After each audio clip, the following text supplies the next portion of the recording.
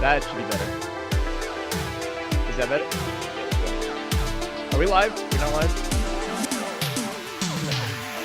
I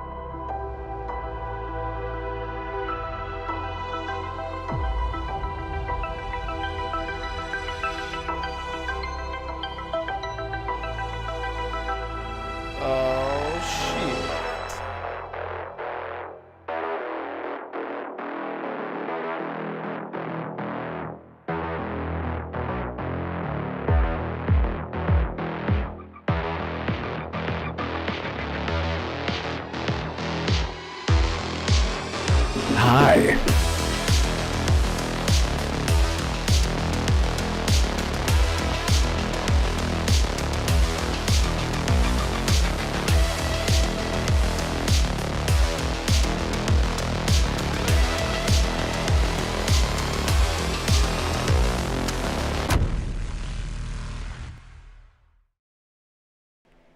We're about to pass Arcane in terms of sub count. Whoa! Whoa! Whoa! Welcome, everybody. Look how engaged Damarco is. He's very excited to be here. Hey, welcome, everybody, to the Renegade Realm podcast, episode 70. And no one knows when you're starting. You can't put that on me. Nobody ever knows when you're hitting play. There's never a countdown. There's never like a, hey, everybody, just like nothing. No silence your devices. No, here's the exit signs. Walk, don't run. None of it. Nothing. Yep. It's totally fair and understandable. I suck. I love it. I love it. Thank you all so much for being here. Moose jumped in with the 2 ponies. Just letting us know. Pony up. They said, hey, Red, left my earbuds at home, so I have to try listen while I'm working on a speaker. I've done that before, by the way. Used to work at a restaurant.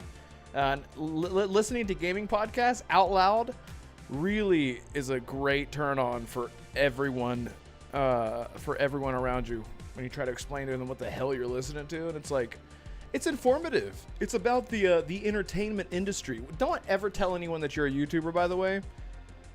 Man, what an awkward conversation that is every single time. Thank you so much, Moose. RSJ fan, hi everyone. Thank you so much for being here. Arnie, it's Timmy, version 2. Yadani Kazada, bro, says, Yadani says, I'm leaving work and will be listening on my commute back home. So apologies if I can't say hi directly to any of my friends. It's okay. It's okay. Yadani, thank you so much, bro. You're such a real one. And Arcane, hey, look, Arcane's here. Says, hello, lads. Thank you so much for being here.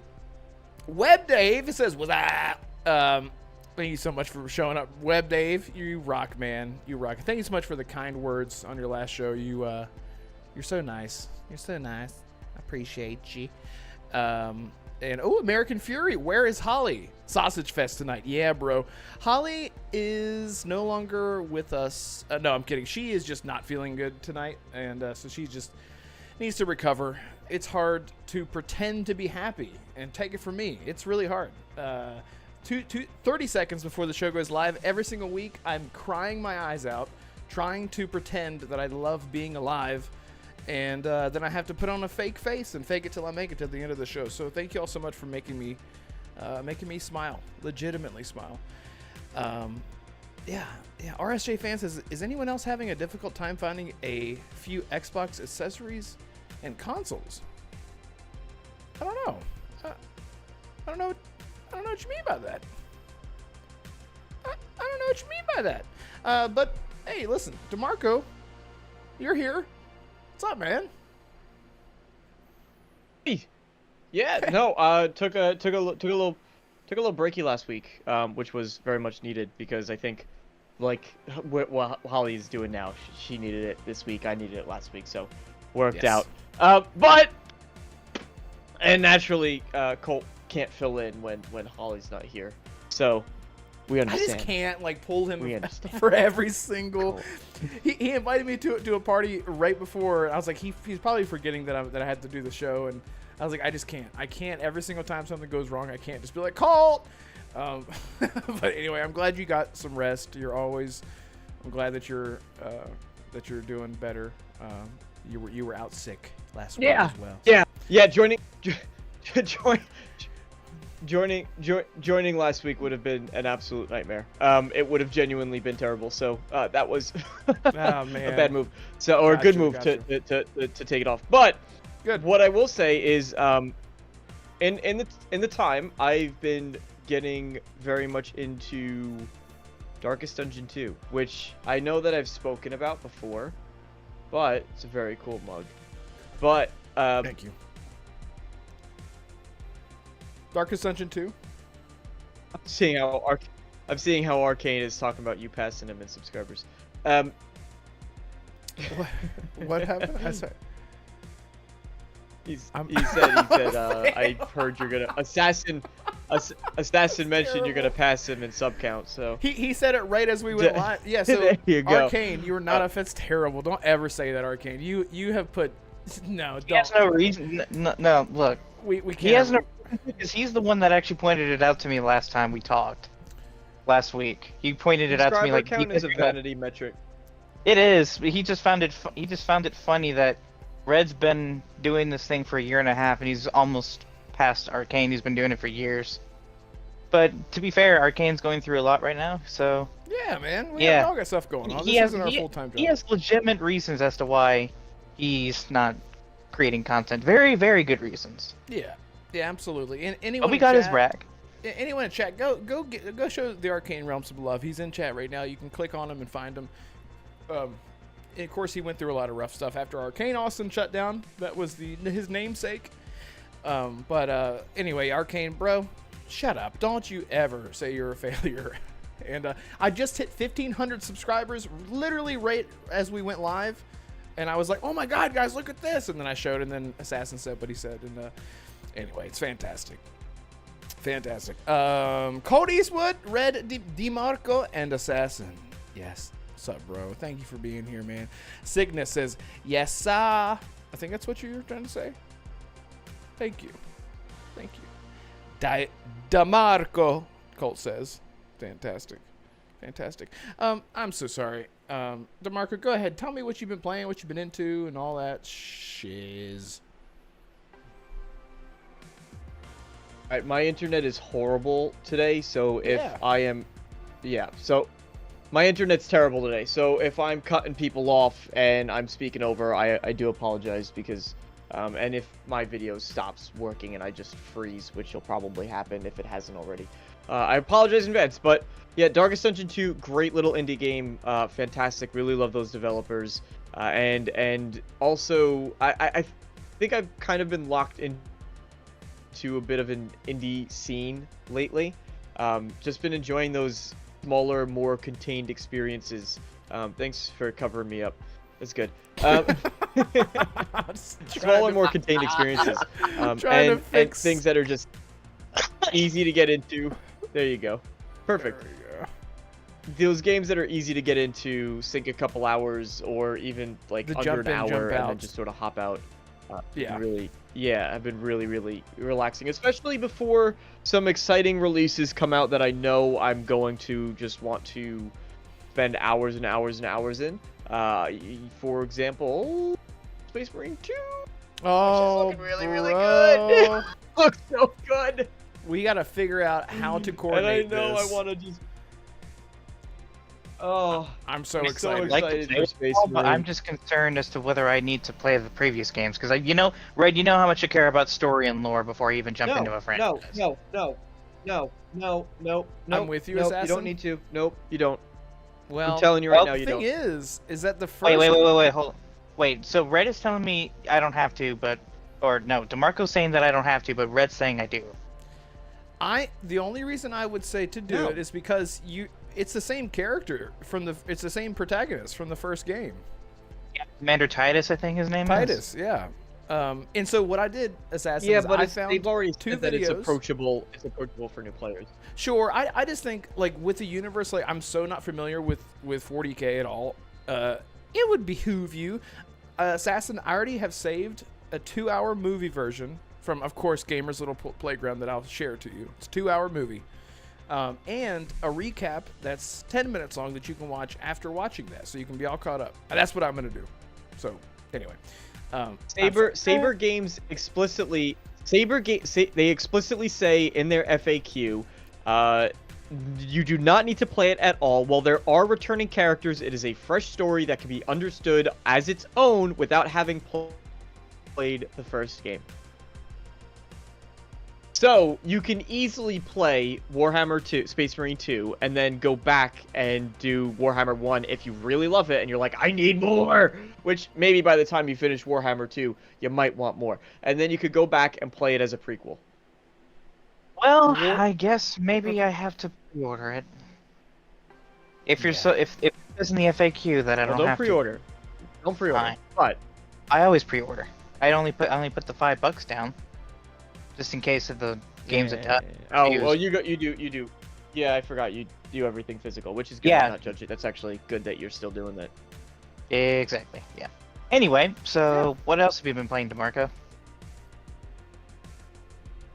No, that's mostly it. Risk of Rain 2 here and there because like I said, it's been a kind of an indie delight for me as of late. While I wait for some of those other games to start coming out. Mainly Space Marine 2. I think that's the next upcoming. I've been in a big movie phase.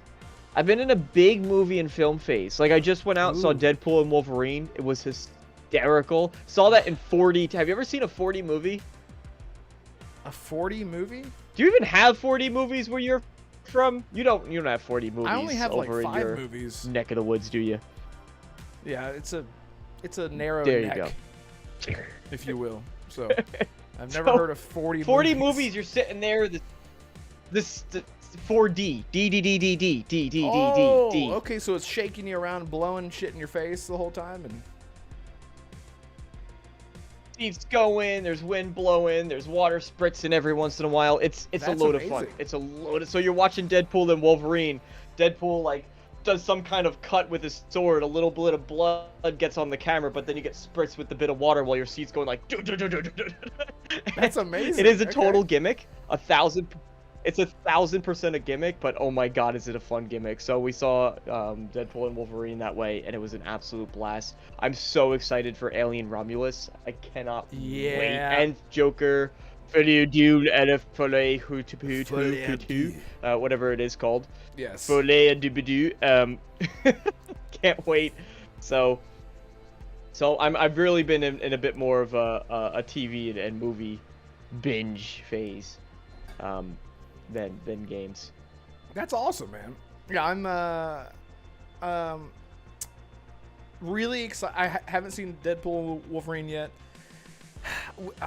I'm trying to with my partner. I told her, I said, we need to watch all the X-Men movies before we see this because I want you to know if any references pop up.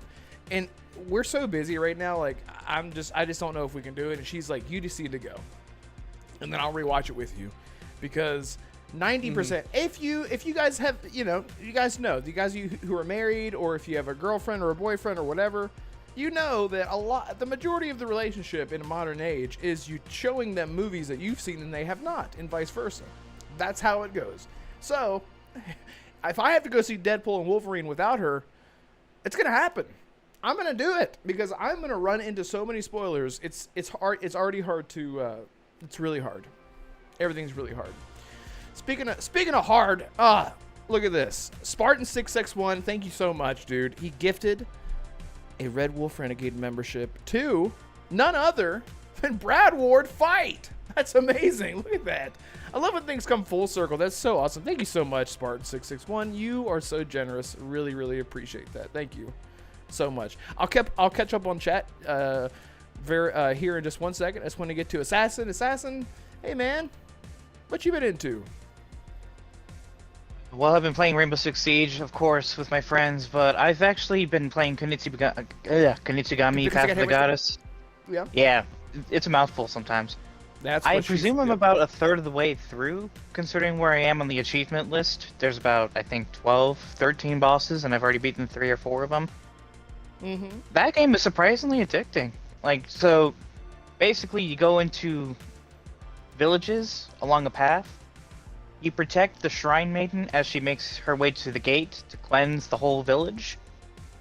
Mm-hmm. And you kind of be it's kind of like what is it? Ironically, it's a bit like Baldur's Gate 3 where you put the companions, or I guess the villagers, in certain positions to protect the Shrine Maiden from the evil spirits. And at the very end there's a boss fight where you know, it's more action hack and slash like Devil May Cry, except with a little bit less flair. It's a really good get for Game Pass, honestly. But the main thing I wanted to bring up to you two, and if Holly was here, I already know what her answer would be. So, along with Kunitsugami, I'm trying to pick one game from the 4 that I sent Red that I was going to start playing, and I need your help, Red, Marco, and the chat's help.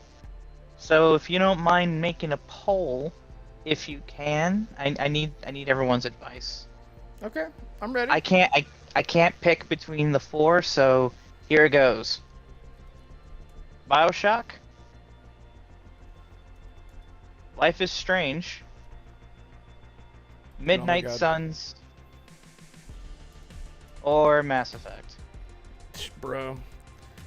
Okay. I already know your answer, Rip, but between those four, I need Damarco's help in the chat set, because I cannot decide. I'm equally excited to play either one, any of the four, but I just can't help. I just can't decide. And You guys have and you what guys was the have other first- one? Besides you mean Mass the fourth Effect? one I said? You said Mass Effect, BioShock, Life is Strange, and what else? Midnight Suns. Oh man, this is so. Okay. All right. Midnight Yeah, Suns can for- wait. Yeah, for And all I those would in I would chat, say I Life pl- is I Strange play. can wait. For those in chat who don't know, I I would play. say For those in chat that don't know, I play one Western game and one Japanese game at a time, or together. So I already have my Japanese game with Kunitsugami, but I need help on the Western front. Okay. Oh, real quick, Spartans. Thank you so much, bro. You don't have to do that. It's so nice of you. Another gifted membership from Spartan661 and El Nini. What does El Nini mean, Assassin? Is that Spanish? El Nini? Yeah. What does that mean? Like little bay? What does it mean? Well, Nino is boy, Nina is girl, so I don't know what Nini is. Yes, that's what it's like. Little boy or the boy, the girl. I don't know. Thank you so Something. much, Spartan661, for gifting another membership. You're so nice, man. I really appreciate that. Real quick, let me just jump back up here. Catch everybody up. Cygnus, if you like small indie games like Hi-Fi Rush, I recommend Akabas Beat. It's hack and slash action using music as power-ups. Okay, that's awesome. Hi-Fi Rush, I still need to get back into that. It's a cardinal sin at this point for everything that studio has gone through, which we'll talk about that, about what they're going through. But good recommendation, Cygnus. Thank you. Really appreciate it. American Fury says, I downloaded Dungeons of Hinterberg to check it out. I've heard that people have told me if you like Life is Strange, that I might like this game because it has like a social element to it, and you play as a chick, but it also has like some combat and whatnot with the dungeons and whatnot. I need to give that a try. I've heard that it's like right up my alley. Colt says Warhammer 1 is beautiful on PC. Warhammer, when people say Warhammer, I don't know. I always get confused. I don't know if they're talking about like the RTS or if they're talking about, I'm not exactly sure, but no, I did play the RTS. In this context, Space Marine. Okay. Oh, that's right, because we were talking about Space Marine, right. Arcane says, I'm still making my way downtown, walking fast, through Jedi Survivor, and I had the great misfortune of seeing Borderlands this past weekend. Please do not, brother. Please do not bother. I was like, ooh, brother, ooh. That's what he was like when he came out of the theater. Yeah, Borderlands, I've heard, is awful. That's awesome that you're getting into Jedi Survivor. That game is amazing. I think they made the film. The film cost, I believe, $115 million to make, and it's made. How much do you think it's made back so far? $8 Cost million. $115 million budget. 8 million? Assassin.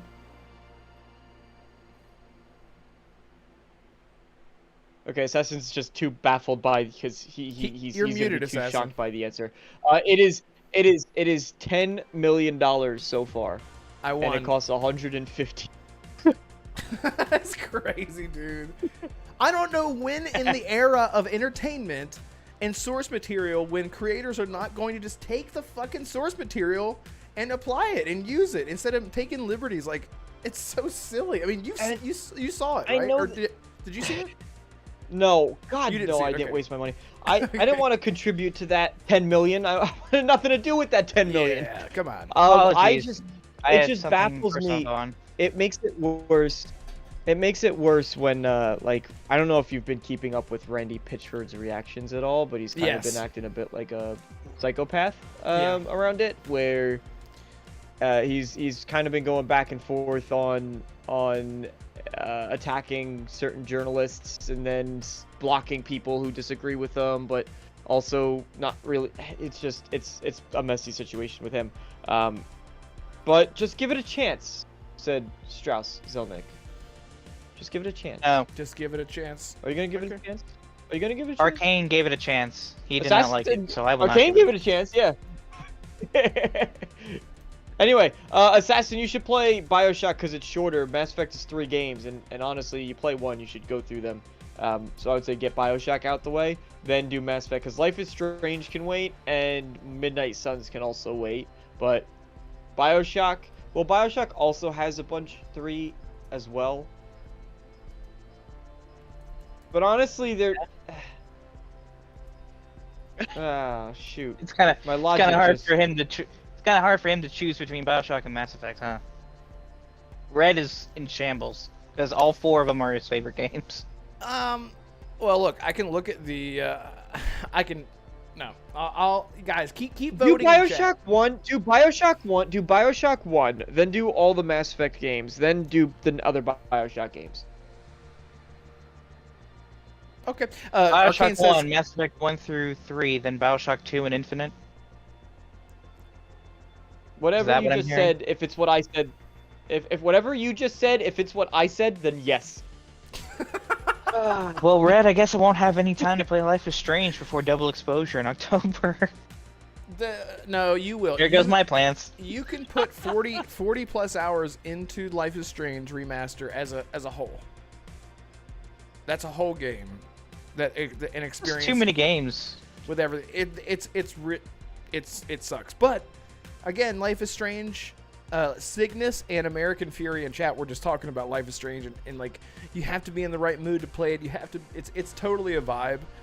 It's not just a game that you jump in. Like you have to jump in like late at night when your brain is starting to shut down, and the emotions are higher than usual.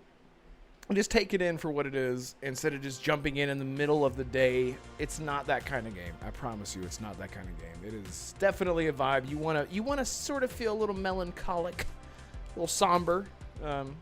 So I don't want to go to bed. Wah, kind of mode. And now I have a Strange bottle. seems like a good game to play in the winter. There you go. It's like a cozy game. You play Life is Strange in the winter. It's a cozy game. That's a really. Yeah. I agree with you. Yeah, that's actually an excellent point. American Fury actually brings up a good question, Red. Did you play Tell Me Why? No, I have not. It's on my my play later list. Why? On. Thank you, Damarco. Tell me why. No. No. Oh man, sorry, real quick for answer that. Spartan661 gifted another membership. Thank you so much, man. That is ridiculous. Thank you so much. Was gifted to Scott McLawhorn. That's a fucking awesome name, Scott McLawhorn. That sounds like a badass outlaw from Red Dead or something. McLawhorn's back. Thank you so much, man. I really appreciate you. And hey, look, Scott McLawhorn, you get early access to videos, and after 2 months of membership, paid memberships, you'll get access to the Discord, so look forward to that. American Fury, have you played Tell Me Why? No, but it is on my play later list on my Xbox, so I do want to play it because I've heard that it's really, really good. And again, like these types of games aren't for everyone, but the thing is, like, you can look at Life is Strange and immediately think, that is so not for me. And I promise you, you'll jump into it and have a different opinion, whether it's I was 100% right or I was 100% wrong, because Life is Strange it's a classic. Would you say that Life is Strange is a cult classic? Because they keep making them. It's not like they're not popular. I don't know. Well, you gotta keep in mind their budget too. Like they're popular, but if they're a popular niche, from what I understand. Yeah. If their target to the money they got to make back is let's just say $100,000. It's not like Call of Duty that's like, we need $500 million. Yeah. 1 billion. Yeah. Exactly. Oh, plus Spartan 661's completely different circumstances with the studio, right? So Life is Strange team can look at like let's just say they get a profit of $5,000. Like that's all the money that they actually get in profit. They were like, we made our money back. That's enough money to make another one. Let's go for it. Like they have that luxury. Right. Versus have to Bethesda. consider that Bethesda can't miss like that. Don't Nod Entertainment, who is heavily involved in Life is Strange. I think they were the developers for that series. They do like to experiment as well. We had Banisher's Ghost of New Eden earlier this year, and we got a new IP coming from them, set in the 1980s. Something about a murder or something. I don't know. But they like to experiment just as much as any other studio would like to, and they can because their experience is niche storytelling games, and not that there's anything wrong with that. But when it comes to that type of genre, the only other studio that I can think of is Supermassive Games, who recently made the anthology series, right? Yeah, the Dark Anthology and oh god, what the hell was it called? I played like Man of Medan, The Quarry. The Quarry, House of that's what I was Horrors, thinking of. Yeah, whatever. I played all of those except for the hate dark. I don't know. It's the one. I don't know. I don't even know what it's about. I just know that I haven't played it. I played the one with well, no spoilers. I played the one with the Iraq war. I played the one with the Man of Medan. I played the Silent Hill one. That was really cool. That was like my favorite one so far. And then whatever the fourth one is, I haven't played. They also made Until Dawn with Sony a few years back, which is ironically getting a remaster this year and released on PC. I'm going to end this poll, Assassin. There you go. There's Go your ahead. answer. What is my answer? It's Mass Effect. Mass Effect, yeah. Mass Effect. So I guess I'm going to have to... Alright, I guess I'm going to have to restart from the beginning. Got like over I'm not going to play all way three. a little over 100 hours. Yeah, it's like almost 2 I'm hours. not going to play all 3D. I'm only going to play one at a time. Well, think of it like three parts in one. Yeah, you're going to game. play Mass Effect 1, then you're going to play Mass Effect 2, then you're going to play Mass Effect 3, one at a time. Simple. The Plus all the reason DLC. why I play Gears 1 through 5 in a row is because the campaigns were short. It was a short 10 to 12 hours. Yeah. Not bad. Yeah, but Mass Effect is better than Gears, so you're going to want to play it more. See, the science doesn't lie, right? Yeah. I'm just spitting facts. It's true. Mass Effect is better than Gears. I'm sorry. And I love Gears to Now, death. can Damarco say that since he's never technically played a Gears game all the way through? But, well, either way, he's right. I'm proving it with like objectively speaking, Mass Effect is better than Gears of War. And objectively, Elder Scrolls is better than Fallout, but we don't hear much about you from that, do we? Well, actually, that one I would say is really more of a philosophical debate, right? You can't bring that into scientific, qualitative discussion because that one. Let me translate for the chat. It's Bethesda, so I'm biased. No. It's just no. It's just right, look. fine, You have fine. two over the shoulder third person. Listen, I'm gonna objectively, scientifically, I'm gonna mathematically, biologically prove to you. You have two third-person over-the-shoulder action shooter games that both use pretty similar cover systems, right? You have Gears of War, which, mind you, does have some really great elements about it, I will say. The more mature way that it presents itself versus the very clean aesthetic of Mass Effect is a point for Gears of War. However, overall, as it pertains to better interaction with characters. Yes, you get a lot of good character engagement in Gears of War, but that's fleshed out like 7 times with Mass Effect because you're actually interacting with those companions on a deeper emotional level. And so, because, you could romance them and do all that stuff. Not just romance, but the interactions you have are much greater. You also spend more time with them, so it allows it to flesh out those relationships. However, just definitively speaking, everything that Gears of War does, Mass Effect does as well, but just a little bit better. Just a little bit better. Okay. Just a tad better. Storytelling, just a tad better. The shooting, it's a tad better.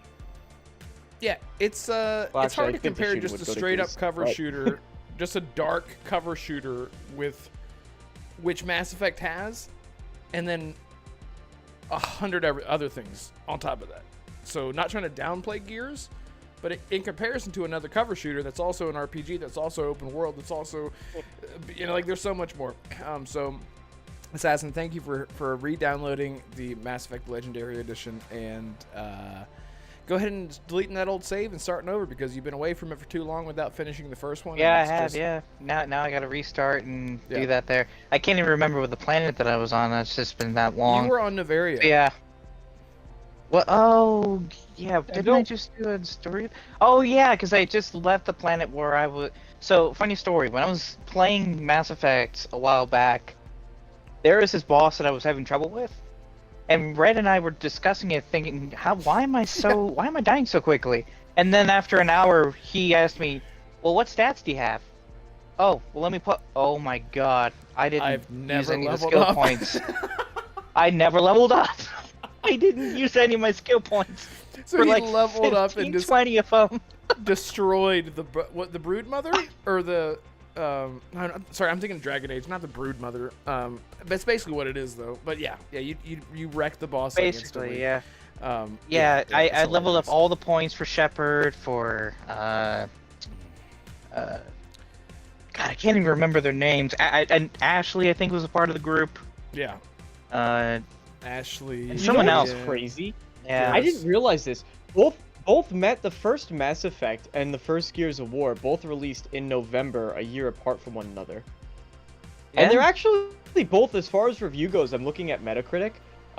User score for Gears of War 88.3, and the critical score is a 94, and the Mass Effect user score is 8.6, so 0.3 higher, but the critic score is 91, which is 3 lower.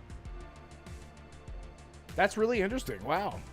I mean, everyone was playing All right, everything. The 360 era was crazy. Everyone just loved everything that was coming out.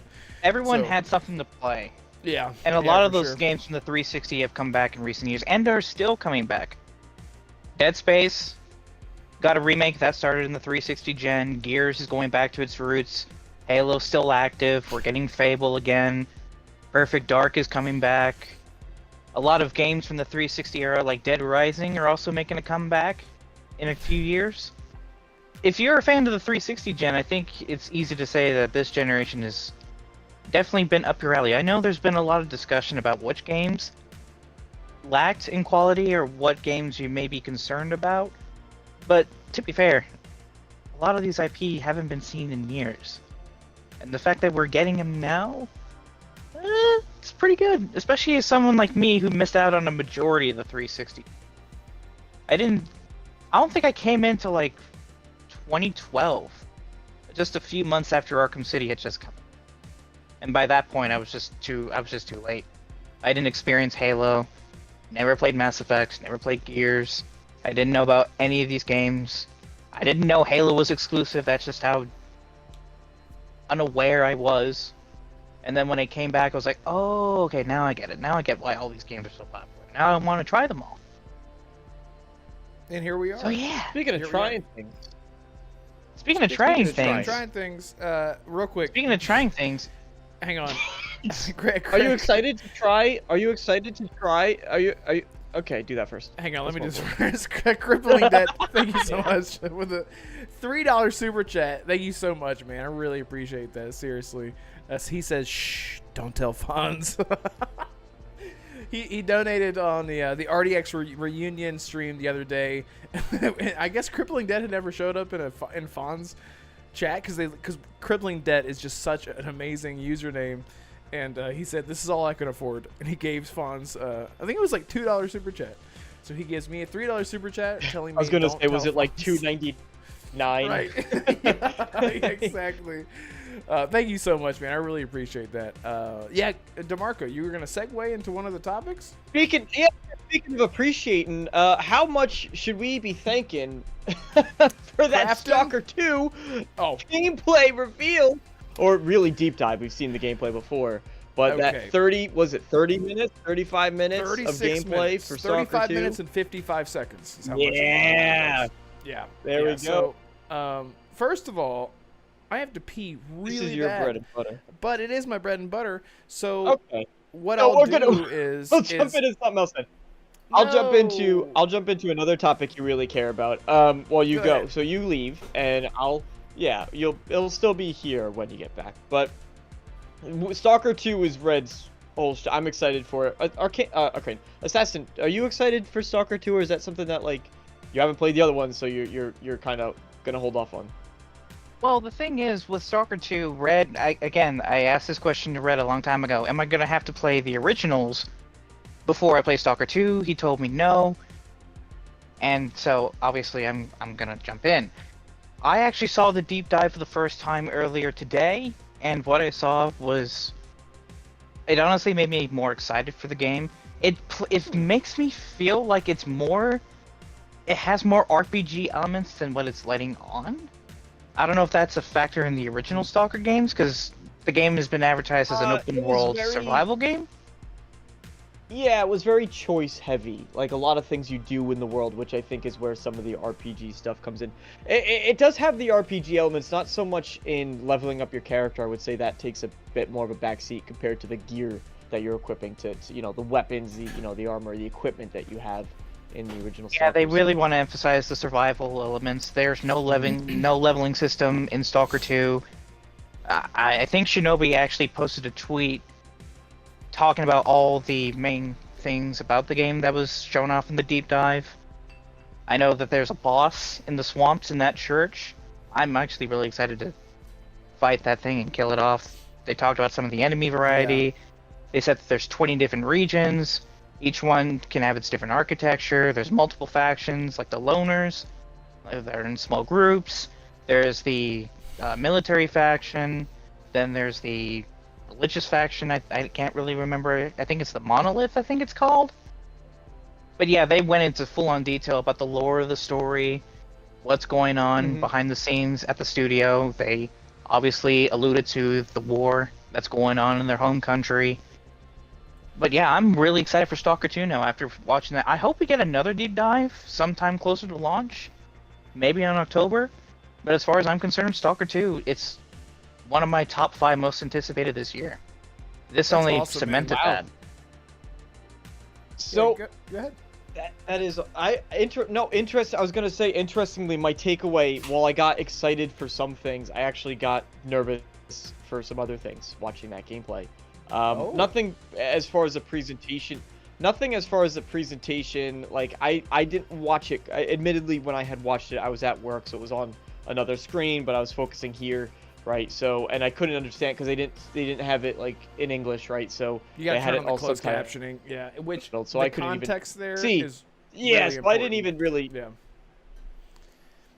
Sorry. Yeah, so I got bits and pieces of it, but mostly I saw it from like visually what was happening on screen. And the one thing, and this is just me as a player, I know that a lot of people are going to disagree, and that's totally fine, right? That's your preference in games.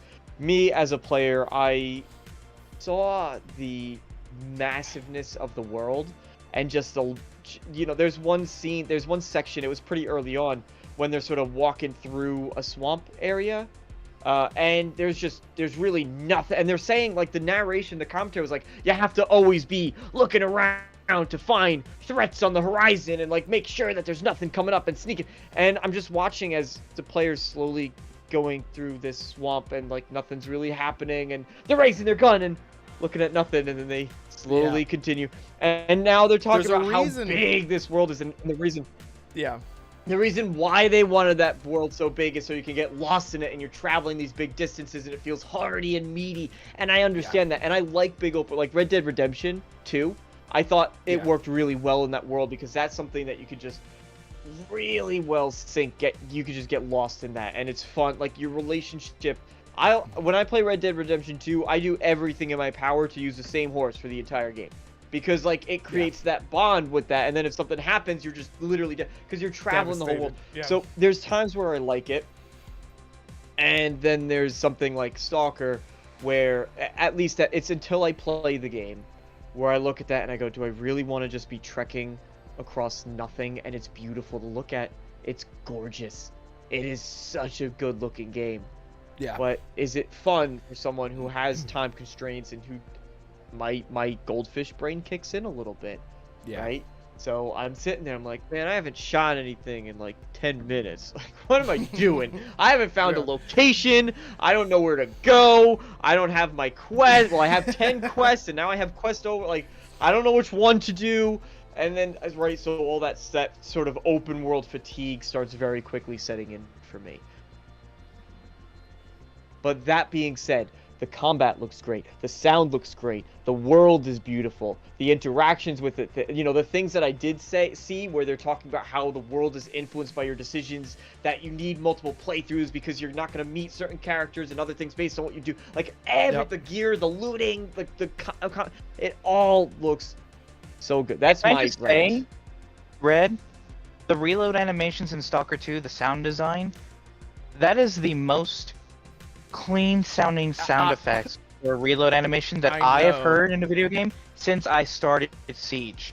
Dude, that is the first time I was like, oh my god, that sounds so sexy. There's something about the animations too, like whenever, and they've been doing this since like whenever Stalker Anomaly, which of course is a huge mod, Stalker Gamma, Stalker Anomaly, the Stalker games have been supported in the same way the Bethesda games have been with modding. And that's really what's kept them alive. Because they're just GSC not Game as World, popular, right? So they don't get as many. They don't because get it as is many very mods. much it is very much a cult classic, and so because of that cult classic mentality, a lot of people, this very dense, passionate group of people have really latched onto it. And I watched a fan, I think it's Tommy, it's your boy Tommy or I'm sorry, I'm totally screwing up, but he's like a Stalker focused channel, and I saw his reaction to it, and he was talking about the sound design too, and something about like the animations, like whenever you're reloading, a lot of games do this thing where if a weapon turns a certain way, whenever you go to take the clip out, the weapon will turn and just stop. Like there it is, it's just stopped. But in Stalker, from what I've seen, it's kind of like Call of Duty, where you turn the weapon and it sort of like shakes a little bit because you're holding a big, heavy rifle, and video games don't really convey weight a whole lot, but it does really well in Stalker. And the sound design, it sounded like somebody was like reloading a clip in my ear hole. It sounded that crisp. So yeah, I agree with you, man. Shout out to also emphasize that gifts need to eat and sleep as well, and that will affect your actual gameplay. Yeah, exactly. Sorry, that was another thing that I was, we'll get into that. I just wanted to say again, thank you so much, Spartan661, for again gifting another channel membership. Thank you so much. I really appreciate that. That membership was gifted to Rick L. Well, Rick L is now Rick W, if you know what I mean, because he won big time with that. That was dumb. Thank you so much, Spartan661. You are you are the legend. This what is it? Nothing. Anyway, Okay. let's keep talking about Stalker 2 because we're running short on time.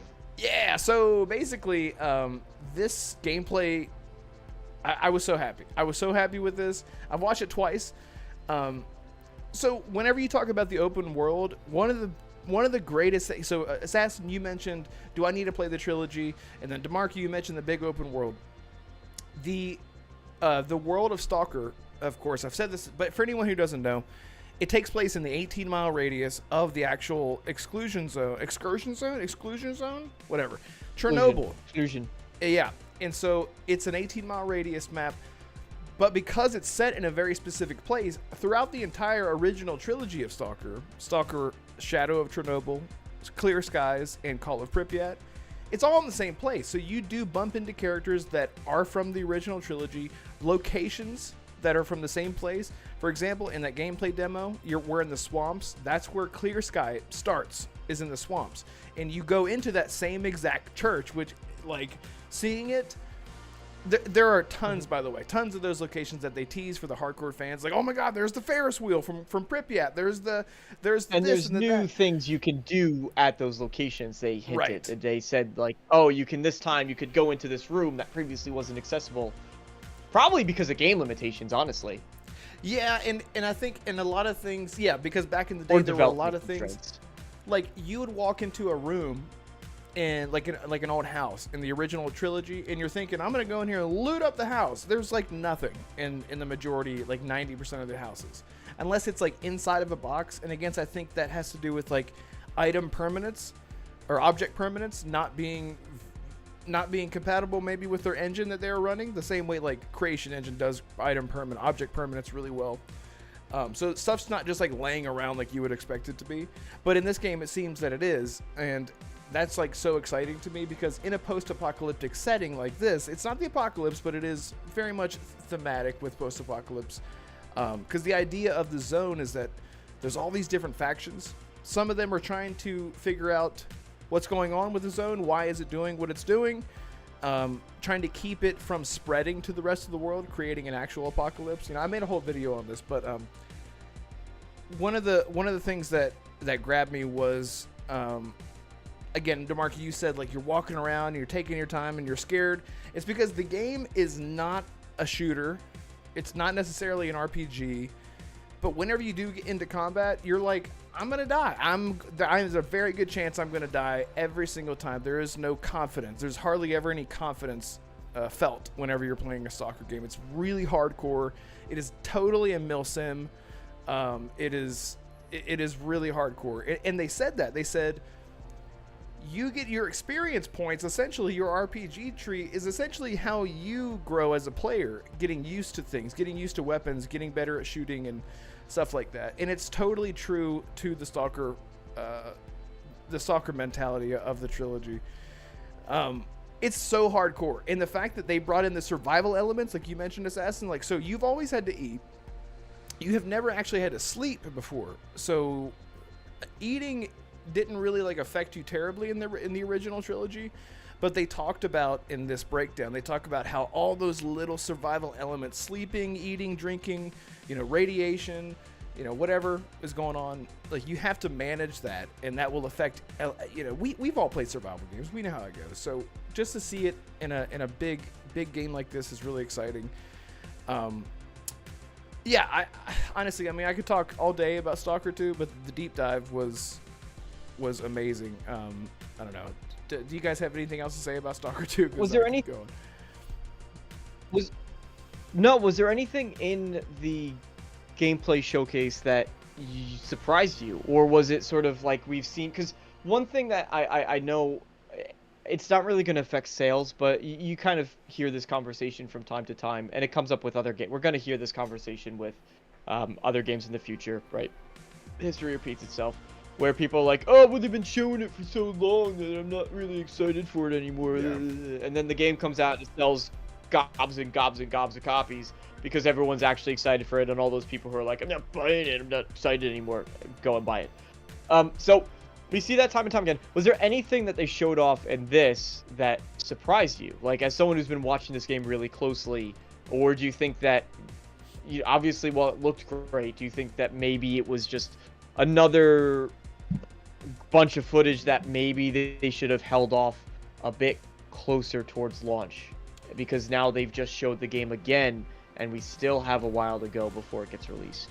Well, first of all, I think the difference between them showing this, between what they showed before, the entire fan base, I'm talking Reddit, I'm talking about all the hardcore people, have been screaming from the top of the mountains, we just want uncut gameplay. We haven't had that a single time. Every time that we've ever seen Stalker 2 gameplay, it's been very, very, you know, quick cuts of gameplay, and, you know, you're tearing that apart and doing little breakdowns and whatnot. This is the first time we've actually seen the game flow, like, naturally. And honestly, this whole deep dive reminded me so much of Bethesda's deep dives. It was, yeah, go ahead.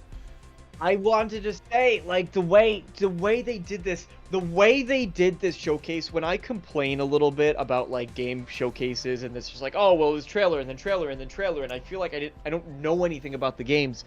The way that they did the Stalker 2 showcase is exactly what I would want an Xbox showcase to be, or a PlayStation showcase. Like, they had the commentary, they spoke to it, there were moments of silence where they just let the game speak for itself, and here it is. I thought it was, and then it was extended. It was an extended, uncut look. That is what I want to see from these game showcases. I know everyone likes to see, because what that means, the trade-off is you're not getting as many titles, and what that means is not everyone's gonna like everything that's there, because there is less, and that's when you start seeing everybody going, "Oh, this showcase sucked" in the chats, because they didn't get to see what they wanted to see. But I would much rather if games waited longer. Like, for example, the next time we see Fable, the next time we see Starfield, well, I don't know if Starfield DLC really counts because Next time we it's see not a Fable, I new next time know we what you mean. see Doom, just South of game, Midnight, right? all But these stuff in the game. far future, Elder It Scrolls better 6, be- the next time. The fuck? It better be uncut gameplay. Sorry, that was weird. Yeah. Yeah. So Yeah. thanks I for agree. thanks for keeping me concise, Assassin. But yeah, another thing that surprised me was they talked about the AI and how the AI acts. They have the AI. Essentially they've skyrocketed it, and so they talk about whenever you're fighting one of the mutants in the world, that just because it's found you doesn't mean that it always knows where you are. Like, they tried to make it as realistic as possible, so it'll make assumptions based on what you've done within the combat scenario where it thinks that you might be. But it's like the majority of AI in video games, whenever you go stealth mode, there's like a percentage that always knows where you are, like all the time knows where you are. It's kind of like Alien Isolation. Like, I know, Damarco, you've heard ACG talk about. Yeah, Alien. They have two brains. They have Right. one that says, "Hey, I know where it is," and then they have another that feeds it, or doesn't know where it Lies is, to and they it. have another one that feeds it bits of information that Right. says, "Hey, this," and that's how it like kind of has to put it together. It's pretty Right. cool. So it creates like this level of uncertainty in the NPC that you're watching, like, oh, like he's about to like turn over here, and it's like, oh, he's about to see me, and it's like, maybe not, and then he turns around. In this, they actually make assumptions based off of what they know already. So like, if you run around the building, like in that scenario, if you get into a gunfight with somebody and then you run outside the building and you're outside, they don't know where you are at that point. They know that you ran outside the building, but that's the extent of it. So they'll come look for you, but they're not just going to come straight outside the building and run right into you. So that kind of stuff Yeah. was really awesome to hear. Just the level of and they Needs to be did talk seen about first. and they talked about, again, like the level of Assassin you mentioned. Like, this seems more like an RPG than it does anything else. They talked about how the agency, you could just jump into this game and never touch the main story, and there's so much to discover. It's essentially just like somebody mentioned earlier in chat, Cygnus said Stalker is just Fallout but different country. Russia equals Metro, USA equals Fallout, Ukraine equals Stalker. And that is definitely true to an extent, because this game, the Stalker series, sorry, I just got totally thrown off because Lotus Esprit just came in, threw me completely off. Thank you so much, Lotus, for gifting 5 channel memberships to Phase 114, Chris, Tim Acoin, aka DJ Timier, Benny, and Harry Velez. Thank you so much, Lotus. It's good to see you. Thank you for everything, as always. You are the king / queen / ruler of generosity. Thank you so much. Shout out to Crippling Debt, Spartan 661, and Lotus for their generosity tonight. Thank you guys so much. I cannot thank you enough. All I can do is just say it 100 times until you guys tell me to shut the hell up. What the hell was I saying? Oh, agency. You can play these games very similarly to the way that you could just, I'm just going to start over a new game on Skyrim. I'm going to start over a new game on Starfield, Fallout, whatever. I'm just going to jump into it, and this time I'm going to go this direction, and this time I'm going to do this. And they talk about how there is a story there that you guys have seen the animations. It's insane. The facial it's crazy. There's over 3 hours of just cutscenes by themselves, which is crazy to think about, because you don't take into consideration how much time you're spending in cutscenes with regular shooters like Call of Duty. There might be like an hour total, maybe like an hour total in the majority actual cutscenes where you can't do anything. Over 3 hours of cutscenes in this game, and that is such a huge stretch from the original trilogy of Stalker. There are 0 cutscenes in Stalker. Or hardly any dialogue at all, because a lot of it's in Ukrainian, in the language and whatnot. So to your point, Assassin, yes, the agency there, definitely, it is all about taking your time. Don't rush into anything. Do not run into a fight with you versus 2 people thinking I'm gonna take these guys down, because chances are you're gonna get hurt, you're gonna get injured. They also talked about, Damarco, where just like in true Stalker fashion, you'll just have to say, damn it, there's a gun here and I really want this gun, but I also picked up this other gun. I just don't have room for it. Like, I'm just going to have to leave it, and I'm going to have to mark on my map, and I'm going to have to come back you're gonna have to revisit areas so much whenever you go to loot places, because you're just not gonna be able to carry everything, and because the fast travel is limited. Because in Stalker, later on in the trilogy, what they allowed you to do is go up to guides. So these guides are people that make their money in the zone, escorting people to different places. So you still have to pay people money to actually take you to fast travel to places. So even that's costly. Everything has a price in Stalker. And so anyway, I literally, we could do a whole entire show about Stalker 2 because I love Stalker so much. So, Assassin, do you have anything else to say about Stalker? No. The fact that I like what GSC Game World is doing. I like what it's showing to new players like me about what the Stalker universe is about and how it's going to play. I just got to give them props. I can't wait for November. That's awesome, man. I'm glad you guys are excited. That makes me happy. I don't feel like I'm just screaming into the void about something no one knows what the hell I'm talking about. So this deep dive, I guess it grabbed a lot of people. It's got like 500,000 views on their channel, so good for them. Yeah. So, I think it really helps. I think it really helps when it also looks very much like. I mean, that first gameplay when it was first shown off, I think unanimously everyone went, "Oh my God, it's like open world." 4 years ago. Exodus. yeah, Stalker 2 was announced 4 years ago. that's crazy. Yeah. And you guys know that you guys know that they shut down, right? They shut down in I want to say like 2011 or something like that. And so the fan base was just totally like rocked. They're like, shit, what the fuck, man? Like, and then what happened? Speaking of what the fuck. Oh shit. Lotus is free. Thank you so much. Oh my God. What did you do? Yeah, Lotus says at Damarco, glad you are back. We hope you are well. Thank you so much, Lotus. Oh, thanks, Lotus. Nice of you. That's so nice. Yeah. Thank you so much, Lotus. It's he good was to be back. Yeah. Damarco was out last week, and he had to recoup and take care of some stuff, and he is doing great, much better this week. So thank you so much for the kind words and the support. What the heck? So Damarco, nice did you of you. piss off Holly or something? Because last week you're off and she was here. Now this week she's off and you're here. Next week she's gonna be here and you're not gonna be here. What the hell's going on? What did you all do? Is that, do we? No, other side. Oh, other side? Other side. Yeah. Wait. Yeah. Are we doing it? Close enough. Okay. Perfect. Oh wait. There you go. That was No, for we you guys. actually no, because it does reverse it. Oh, it is. Shoot. No, we did it backwards. Wait. It is. Yeah, I think maybe There it is. Is that it? Oh, here we go. Am I touching you? Am I touching you right now? Yeah, you're touching me. Here, there you go. I got it right up against the. Okay, I'll touch you. I'll touch wait, you. You touch wait. me, I'll touch you. Wait, hang on. No, wait. You can do it. Match up. Yeah, with there me. we go. It is this side. There you go. Just put your. Here, I'll go back. Oh, look at this. Can you just? Look at that. Would you look at this? Oh. Somebody's gonna screenshot that. Anyway, all right. Let's get the hell on to the next damn topic. Let's talk about how all the insecure fanboys. Yeah, all the insecure people don't want to play as women. Yeah, brother. So people are mad because there's pure speculation.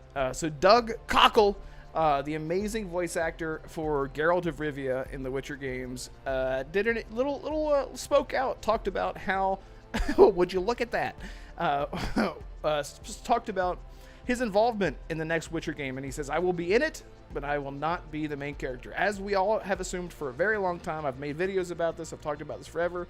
I still believe that we're going to play as a created character. But a lot of people are upset with the idea that we'll be playing as Ciri, a woman, in a video game. Not up in here. What? So it's ridiculous. Ciri's not a Witcher. Yeah, it's ridiculous. She's a woman. So anyway, Assassin said he'll be right back. So it's just me and you right now, Damarco. So first of all, didn't want to talk about the Witcher. we both. Yeah. First of all, how are people surprised? Because this is. I mean, I know how people are surprised because a lot of folks aren't as in touch with what's going on in gaming news. Like a lot of people just kind of react to it when there's a bigger story. But this has been something that was known for ages. Like, since they announced The Witcher 4, I don't think anybody was really like, oh yeah.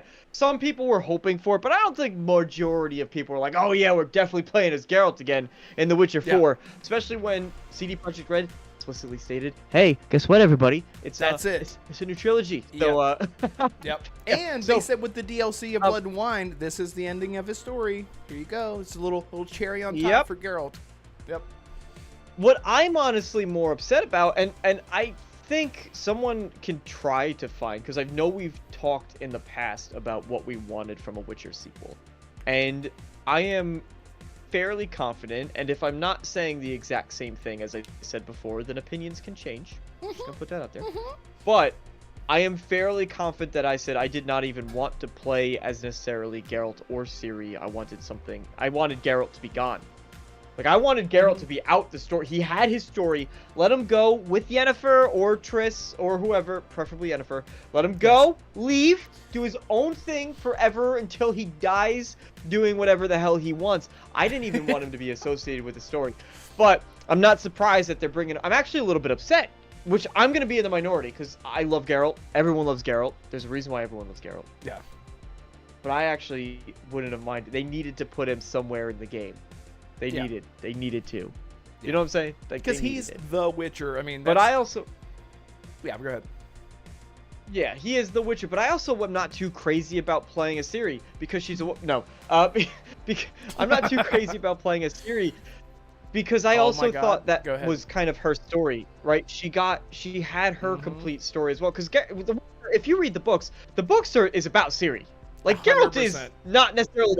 protagonist. Yeah. So she had her entire story. They brought her back for the Witcher games. She had another complete story, especially, I know she wasn't in 1 or 2, but with 3, right, she had everything that happened. And if you get the good ending of the game, that's pretty definitive. Yep. It's really definitive. It's pretty definitive. And to your point, it's not that... If they would have to make it really make sense, especially not only just with the endings, but what people love about The Witcher is not you being uber powerful. Ciri is really, really powerful.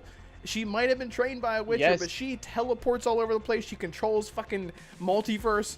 She literally controls time. And so it's just, I honestly just don't think. All right, so here's a bit of Witcher lore. I know you know this because I know we've talked about it. A bit of Witcher lore for anybody who actually cares. It was the bubonic plague. Like, Ciri was single-handedly responsible for bringing over the Black Death, like, the bubonic plague over to what they call it in the Witcher. I forgot what they called it in the Witcher universe, but because she's teleporting across worlds. Yes. So she witnessed modern day nuclear fallout.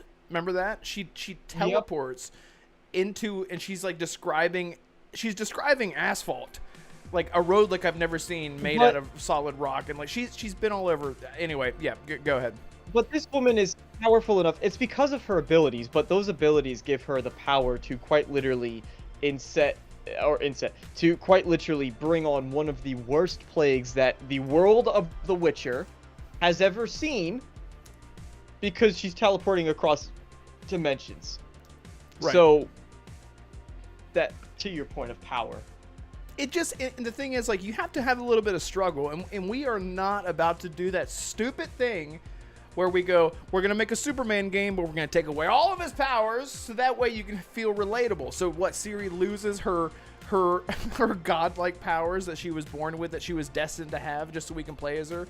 No, do not do that, CD Projekt Red, and I think that they're smart not to.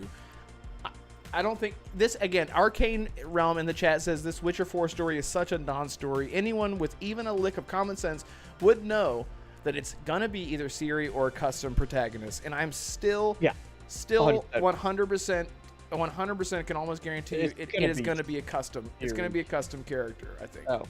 Oh, we disagree. I think so. Yeah, but just because. Well, the thing is, think with that those it has to legacy be characters, a custom character for narrative purposes.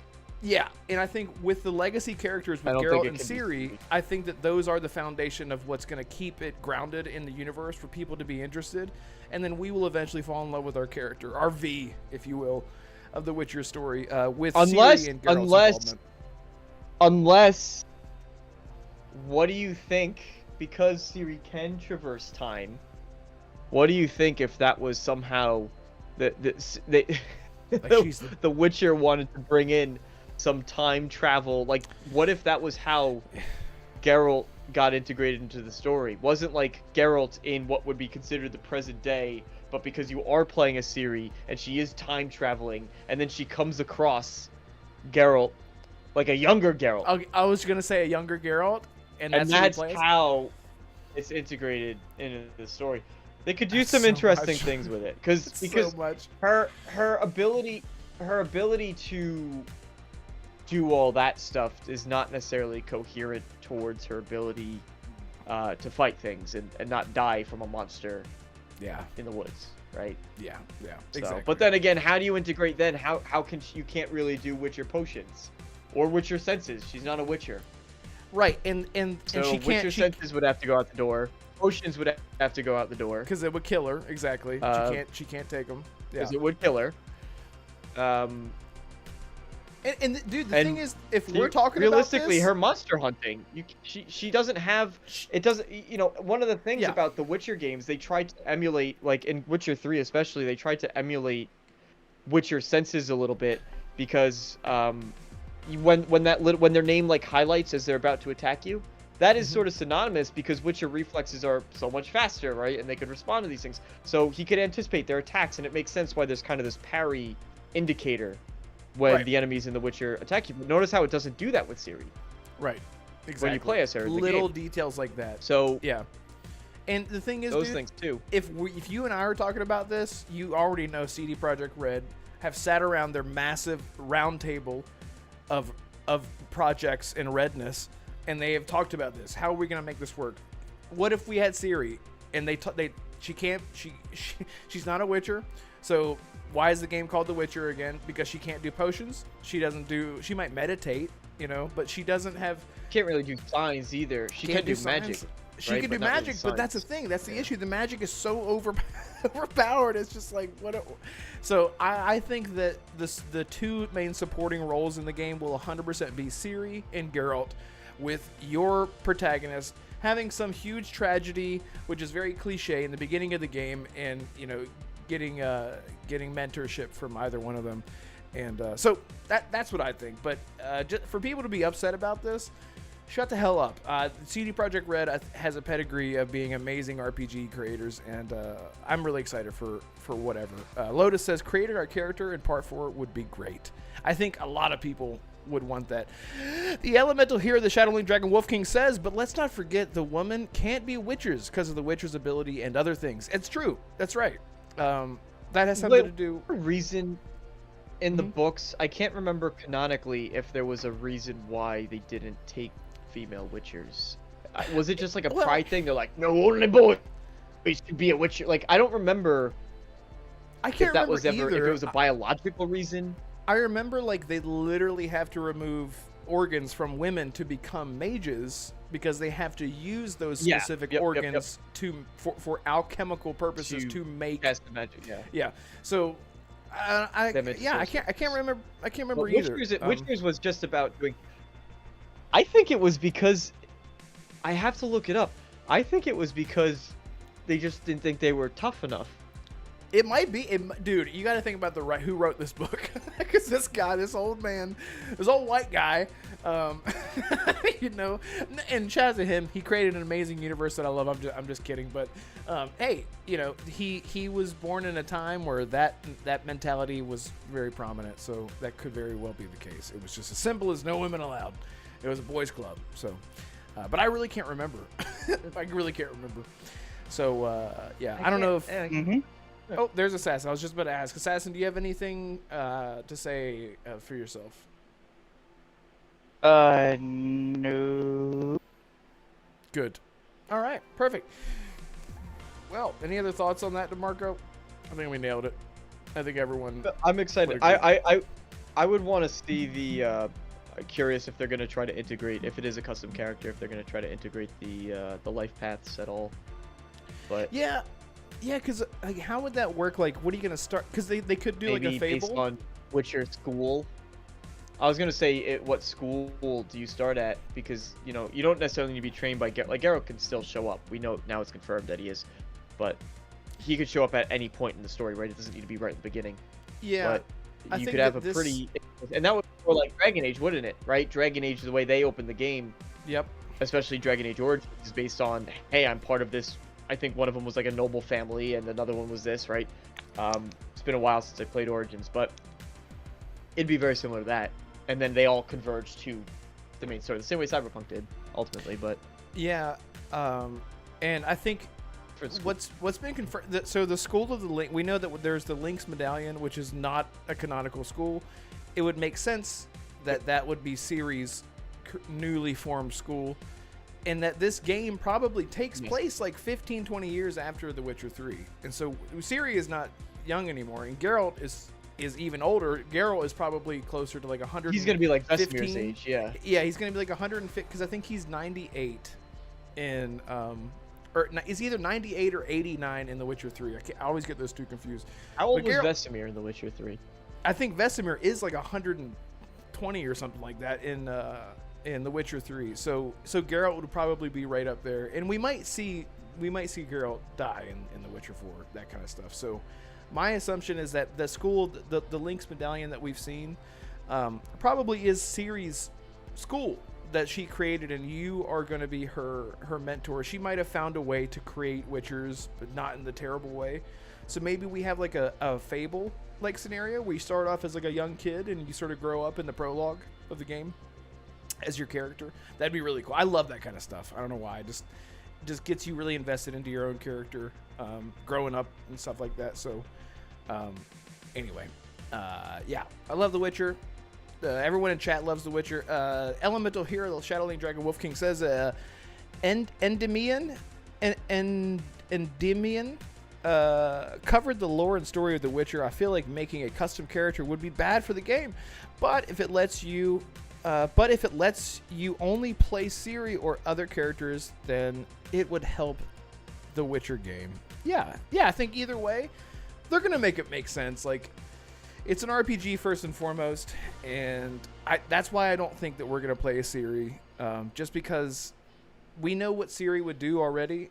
We know Geralt being the main character, making decisions with Geralt wasn't really skewed in the evil or super good guy way.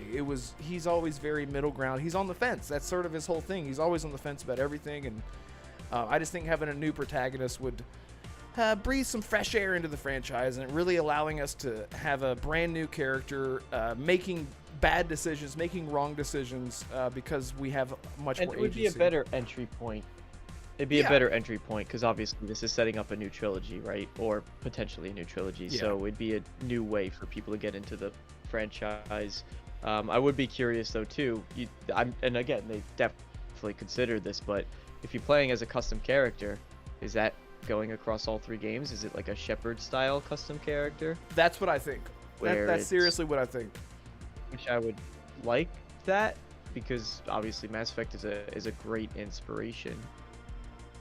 Yeah. But on the other hand, I would be worried if it's going to be like, let's just say, God forbid, The Witcher 4 has, like, I don't think they're going to bring back V for the next Cyberpunk game. Right. I'd be surprised if they did, There'll because be references, but I yeah. imagine they're going to want to distance it a little bit from it, right? So God forbid that The Witcher 4 does not have just out the gate critical success, then is that just going to be, hey, you had that cool character, that cool Witcher that you fell in love with, he's gone. Yeah. New one. And then do the third game and it's another new one, and you're like, all right, well. Yeah. And the thing I is, got like, attached to Shepard because he was the same character. I got attached to Geralt because he was the same character. I know Right. most people just played The Witcher 3. They didn't play the first two. But I That's felt such a good attached to point. Geralt because 3 games. Shepard, 3 games. and it's such a good point because, like, we were just talking about the Stalker series. That whole original trilogy, Okay. you play as someone new. Yeah, okay. I was asking. Okay. So each entry of the game, you play as a different character in the Stalker trilogy. So every time, it's fine. We'll say like Okay, this. It's it fine. wasn't okay. It wasn't. It turned out to not be okay. It was okay. It was okay. It was okay. Look at that. After all, it was okay. It was okay. But in the Stalker trilogy, you play as a new character in each entry. So every time you start a new game, you're like, okay. And then after an hour, you're like, all right, I'm this character now. This is who I am now. And then you beat the game, and then you started. But it doesn't translate well with an actual RPG where you have decisions and you have this like bond with your own character and their legacy of the decisions that they made and stuff. Oh my gosh. I seriously think they need to go with a new character with a new trilogy. Same character. Have you ever with a new trilogy? Have you ever played Crisis? The Crisis trilogy? Yes. You have, yeah. Yes. So you know how they did it in that game, where like Crisis 1 Prophet, Crisis 2 Nomad, Crisis 3 Prophet again.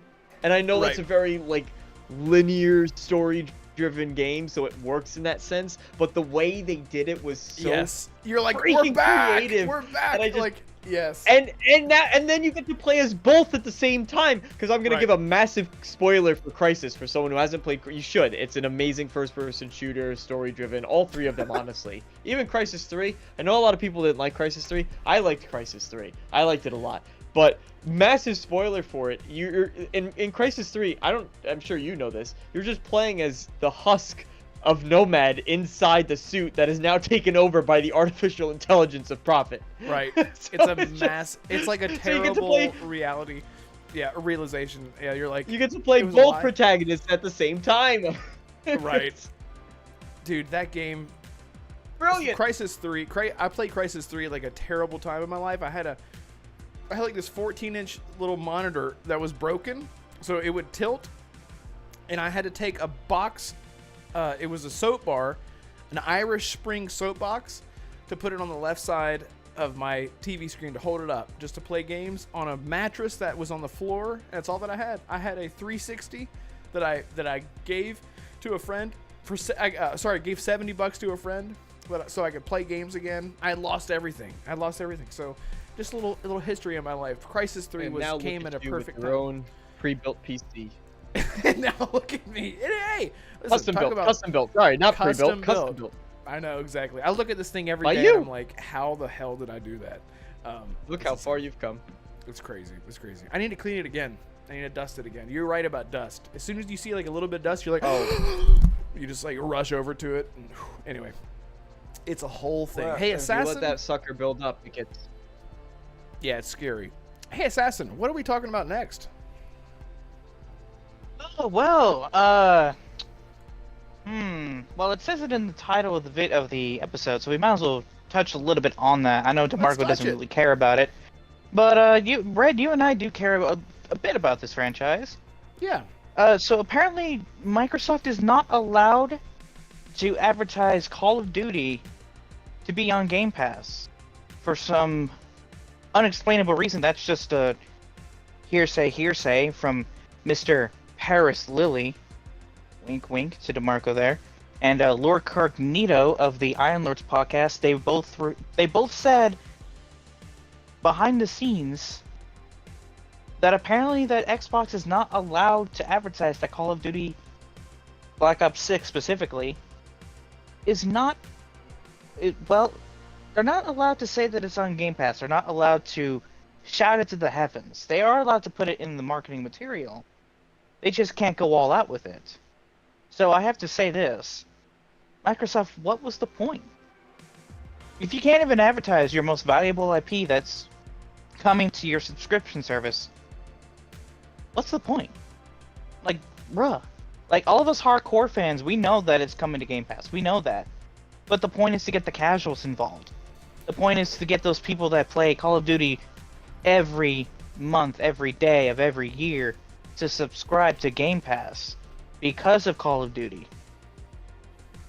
If they can't advertise to the casual audience, then what?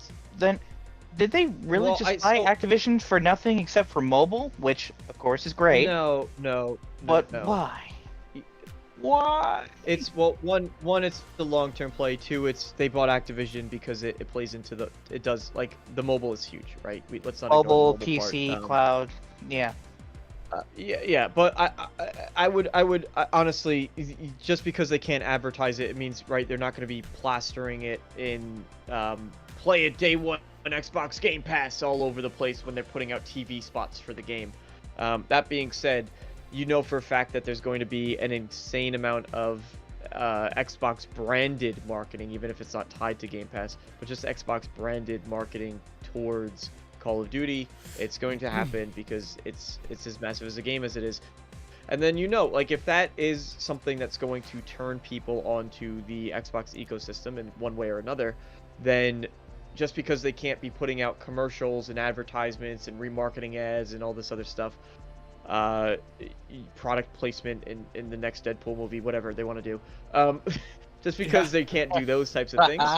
That'd be perfect. Yeah. Just because they can't do those types of things doesn't mean when you boot up your Xbox and you go to the store tab that you're not going to see a gigantic, hey, like, it's on Game Pass, right? So, Yeah. they'll be able to tie it in. I don't think they're losing out. And on top of that, it's possibly just for, I don't know, I didn't see that exact episode or podcast show when they were talking, but maybe they did discuss this, maybe they did address it, but is it just for this Call of Duty, right? Because it's so close and it's the first Call of Duty since they recently made the acquisition. The next one might not be so strict. So as the legality surrounding the entire situation eases up on them a little bit and they kind of fulfill their commitments that they're not withholding the games and whatever, you know, all the FTC, what they're watching and looking out for, once they get past that hurdle, then they could start pushing a little bit harder in that space. But once they get people in Xbox, which they will with Call of Duty, at least on some level, then they're pretty much set from there. They could still talk about it. Oh yeah, Right. of course. I mean, we already know that Call of Duty is going to be on the box for the holidays. Any parents, any college kids that are wanting to play Call of Duty like they've been playing for years with their friends, they're going to see Call of Duty on the Xbox. Maybe they're going to upgrade from the Xbox One to the PlayStation 4. Maybe they see COD on the box with, I don't know, maybe Starfield or Hellblade or Forza or something. They just see Call of Duty right there, and as soon as they plug in the Xbox, it's going to do that one thing that it did with Hellblade 2 in the showcase earlier this year. As soon as you load it up and you get everything set up, you make an account, you tie your email. As soon as you load in, it says play Call of Duty Black Ops 6 with Xbox Game Pass right now, or something like that. It's guaranteed to happen. Specifically once Call of Duty Black Ops 6 does come out in November. Or no, October. So yeah, pretty much any Xbox sold after that will probably get that bit of advertising once they load it up. So yeah, I guess I can see your point, Damarco. It's just, I don't know. I don't know exactly what they mean by marketing. Like, are they talking about like they can't plaster it over the billboards in Times Square in New York City?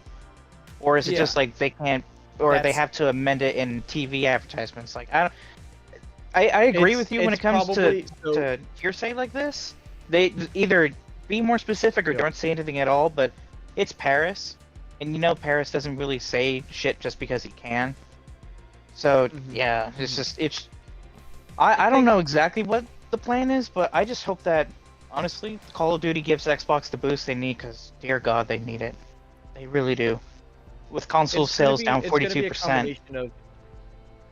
Well, the consoles are also really old now, but it's going to be a combination of like out of home advertising, probably print, digital, out of home, and that would include billboards like you were talking about, any Times Square stuff, if they wanted to go there, bus stations, bus stops on the sides of taxis, whatever.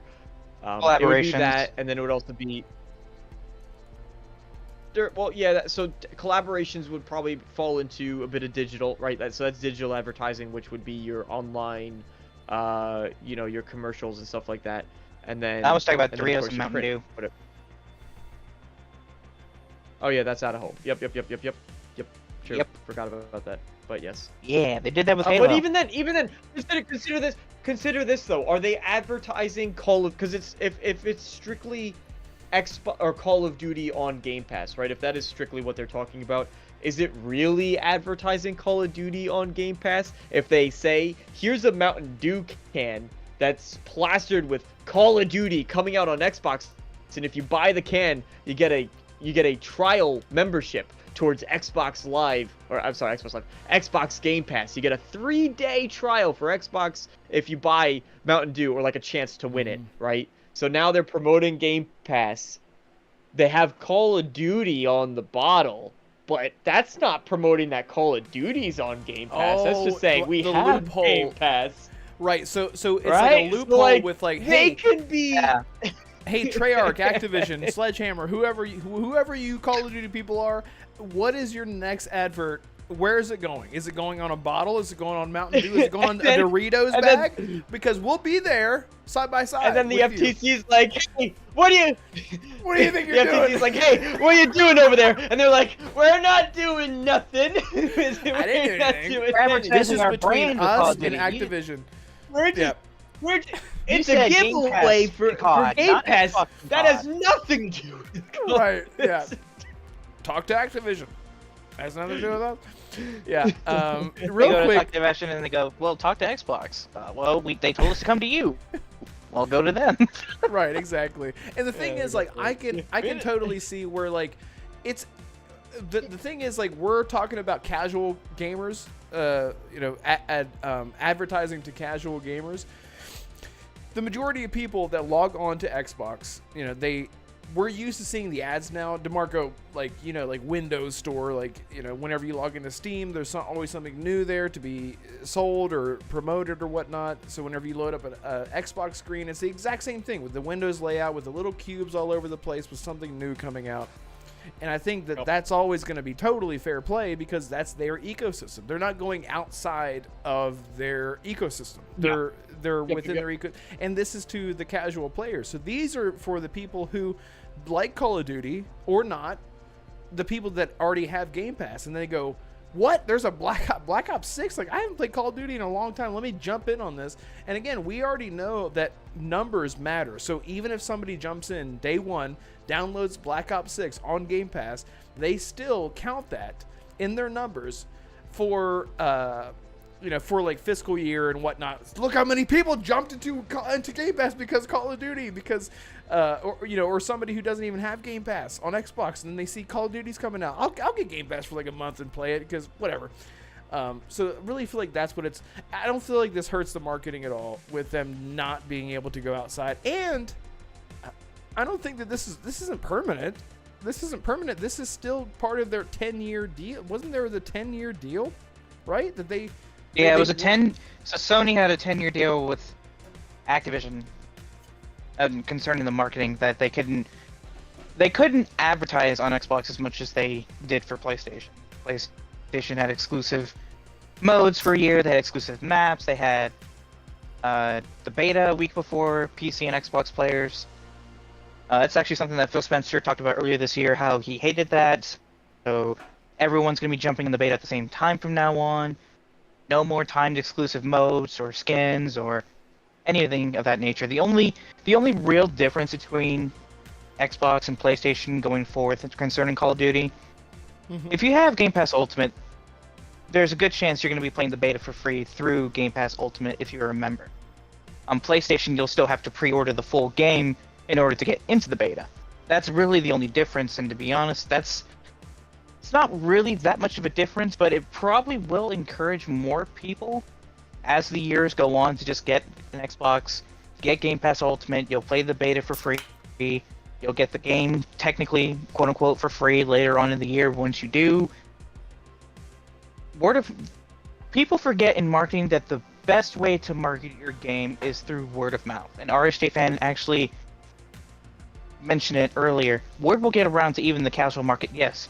Because we as the hardcore gamers, a lot of people assume that it's the casuals that control the market. No, it's us. It's the hardcore. It's the hardcore Xbox fans that got the casuals into Halo during the original Xbox and the Xbox 360. It's the hardcore fans that got people to switch from the 360 to the PS4. The hardcore fans were pleased with games like Spider-Man, Last of Us, God of War. They went to their friends and say, hey, I'm getting a PlayStation because of these games, but we can still play Call of Duty on PlayStation. So all of their friends were like, oh, okay, I don't get, like, 3 of their friends like, oh, okay, I don't give a damn about about those games, but for Call of Duty, hell yeah, I'll jump ship for you. Right. That's the whole thing about the hardcore fans control where the casuals go. That has been that way since the beginning of this industry, and it will continue to do that until the end of this industry, which is hopefully a very long time from now. To the end of time. So yes. Real quick shout out Exactly. once again to Lotus Esprit for gifting another 5 memberships. Thank you so fucking so freaking much. Well, I already said it. Thank you so much, Lotus. You're a legend. Gifted to Stone King Abdel. Abdel, you son of a bitch. You have not once, maybe you have, jumped in live and said hello. I didn't even know that you were subbed to my channel, but I see you in everyone else's chats. I didn't even know that you were here. So thank you so much, Abdel, for being here. Mark, an N8 Arch. I'm always afraid to read names without looking first. Whatever. Chips was gifted. Good Rich Games. Congratulations to you. You are now channel member. Thank you so much. Spartan661 says, so the liberals are trying to latch on like the game Dante's Inferno. I don't know. Was there controversy with Dante's Inferno whenever it came out? Probably, right? No. So EA had a marketing campaign at E3 that year with Dante's Inferno that a bunch of fake Christian groups were protesting the game outside of E3. Okay. So the whole term of negative publicity is good publicity type of thing. That's gotcha. What People were like, why is everyone so mad? This shit looks sick. Okay, I didn't know about that, but that's exactly what I assumed. And I'm sorry, by the way, I'm sorry, everyone. I'm trying to like respond to everyone. And shout out to Lotus Esprit and Yadana Kazada for being channel mods and holding everything down. You guys are so awesome. And I'm sorry, I tried to respond. We've had such a great discussion tonight. Time has flown by so fast. So usually everyone has there's like a little bit of time in between whenever I'm going back and forth between panel members for me to respond to everyone. But I see everyone in chat. I see everything that you're saying, and I want to respond to everyone. As the channel grows, it gets harder and harder for me to do that. So it means a lot to see returning people like Cygnus and again like Lotus and Arcane. Of course, Arcane's part of the family. You guys know what I mean. You know, Jacob Tupois. I saw you earlier. We acquired a stake in his channel. Yes, would you do? Yeah, he does now.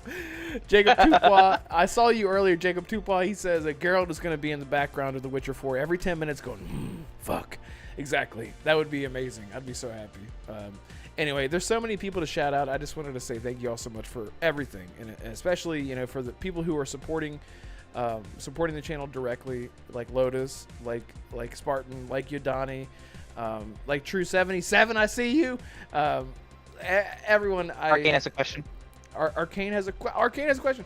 Y'all gonna cover the Tango news real quick? Yeah, let's do that real quick. We got about 15 minutes. Let's do that real quick. I just want to shout out to Elemental It was Hero not over Shadowlink yet, folks. Dragon Got Wolf about 20 King. minutes. Yeah, no, because they say no, because usually when they add anything from COD, they're usually for skins, medals, or other things. They won't add Game Pass to another brand. Okay, yeah, that's a fair point. Cygnus says the Game Pass marketing responsibility goes towards Microsoft. ABK has separated marketing, which stops them from mentioning Game Pass. Right, exactly. Which, yeah, and we touched on that. It's exactly right. Wacko Games, what's up? Says it's a rumor for now. It's a rumor. So stop. All right, we'll stop. Okay. Crippling Dead, when you launch Call of Duty, it advertises a skin pack included with Game Pass. I'm sure it was offered to PlayStation Plus as well if they were willing to pay to get it on the service. That is interesting. Yeah, and that's exactly what we were talking about with in-house marketing, when marketing within your ecosystem. That's always going to be the way to go. Every time that you boot up your console, whether it be PlayStation or Xbox, that marketing is untouchable by outside entities, or whatever the right word is for it. Anyway, let me get back. Let's see. Elemental Shadow says, yeah, but not everyone is into the online multiplayer aspect. You're only there for the story and campaign. We are also forgetting that there's the other games that are coming out before and after COD comes out. Yeah, Call of Duty's not for everyone, but now that all the Call of Duties are coming, the people like Elemental Hero says, yeah, they're gonna jump in there. They're gonna jump in there just for the old campaign, you know, or some co-op stuff. Zombies Zombies has so many people interested in the game, including me. Holy shunk, that looks really good. Omi Tony, hopefully I'm saying that right. Says, "Hey Red Wolf, hey, what's up? What's up? What? Hey, hey, hey there. Thank you so much for being here." Anyway, all right, let's jump into this. Krafton Studios, right? So they did Callisto Protocol, which was an amazing game. Which I hate that people shit on that game. It's a whole tangent. It's a whole tangent I don't want to get into because our standards are so high. That game is incredible. I loved it so much. It's so good. It's beautiful. The graphics are amazing. The combat is amazing. I don't care if you can't dodge. Learn how to dodge. Stop swinging your stick so much. Learn how to dodge. Anyway, that studio. Reference. Thank you. That studio. PUBG and Callisto Protocol have acquired, whatever the right word is, Tango Gameworks. So Tango Gameworks is now officially safe and sound in the hands of Krafton. So I think that hopefully what I'll say about this is I hope that they just say, do what you were gonna do anyway. And now with new leadership, because we don't really know who's in charge of Tango Gameworks, right? There's no one. We do. John Johannes is still at Tango. Right. Okay. And then Kenji, I think it's Kenji Nakamura, I think his name is also one of the co-heads at Tango. That's such a cool name. They both share duties after Shinji Mikami left. Mikami actually did say on Twitter that he's glad that Tango found a new home. By the way. I was about to say Kenji Nakamura sounds like a Mortal Kombat character, but I think he literally is. Shinji. Oh, Shinji. I thought you said Kenji. I was like, isn't that the blind guy? Oh. How's he gonna make No games? way. No, I thought you were talking about Shinji Mikami. I didn't realize you were talking about Kenji Nakamura. Yeah, Kenji Nakamura. Nakamura. I love that so much. There's so many like cool characters in video games with the name Nakamura. I'm sorry. Go ahead, Assassin. What do you think about this whole ding dang thing? I'm just glad that Tango Gameworks is still alive, and I'm praying that their next game is Hi-Fi Rush 2. As a part of the acquisition from Krafton, or that Krafton got from Microsoft, they also own the Hi-Fi Rush IP. The Evil Within and Ghostwire Tokyo, I think, are staying with Xbox and Bethesda. Okay. So they have plans to globalize the IP. I'm assuming maybe they're talking about just a sequel. Maybe they're considering an animated series, considering that a lot of fans who played the game actually thought it could be a great animated series. It would bring a lot more eyes onto the IP and the game. But I know that Damarco feels different, considering that Krafton is the publisher for PUBG, and everyone knows how PUBG is doing monetizally. And despite what very, very, very few people say, the Callisto Protocol was an absolute failure critically and commercially. Glenn Schofield even said that the game, he's not necessarily proud of it. He also said that Krafton rushed development on that game, which I have to admit kind of puts a lot more blame on the publisher, not on Glenn and the studio that made it. So I understand the concerns, but I would rather Tango live on with a less than critically acclaimed publisher than to be dead. But I know Damarco feels differently, so so Damarco, go ahead and tell the audience why you're wrong. Look, you have a studio that does not really have the best of reputations, in my opinion, that bought... Would you rather them go to EA? Gameworks. No, but that's... I mean, no, but what it comes down to is you have Tango Gameworks. John Johannes worked on Hi-Fi Rush. It was a surprise project that he went and he said, I want to do this. And Bethesda and ZeniMax gave him the creative liberty to go off and make that game. And if you listen to interviews, it was his game. Like, through and... I'm not discrediting any of the developers' work on it, because it takes a team, right? But I remember him saying, like, I had asked, he had an interview, and I had asked during that interview, it was a Q&A session with John Johannes, and I was like, when did you realize that Tango Gameworks, the horror developers, were like comical geniuses. And John Johannes just straight up said, he's like, honestly, he's like, honestly, I wrote almost all of it, and I didn't know I was this funny, but I'm this funny, right? So that project came, and you think about some of the other projects that have come recently. I'm looking mainly at Obsidian with Pentiment and Grounded, both of which were stellar titles. That's what happened when you let these studios have the creative freedom they have. So now, right, we don't know the price that Krafton and Tencent paid to get this studio, but there's going to be pressure to recoup that investment. And because it's going to be very different, the success of a Hi-Fi Rush 2, yes, it has a strong player base, but how is it going to do with sales if it's not the same way that it was? It has to be an Xbox Game Pass title. And is that going to be enough for Krafton? We don't know. Like, is that going to be satisfactory? Are they going to be able to work out that deal in a way that's favorable for them? We don't know. And then on top of that, Tencent just as a whole always concerns me. The amount of stake that they have in company. I've always been against the conglomeration of game studios. Tencent is no stranger to hostile takeovers. Yep. They have It has 13% of the company, but Krafton has majority. Well, yeah. Well, they have. Well, Tencent has 40% in Epic, but you know, technically it's not majority, right? That doesn't convince me. That doesn't convince me.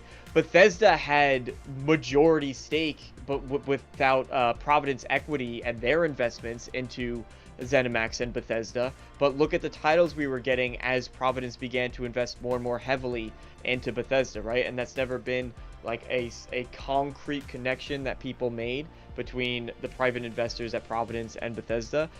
But the trail does seem to point that way. So I don't believe in that majority stake stuff at all.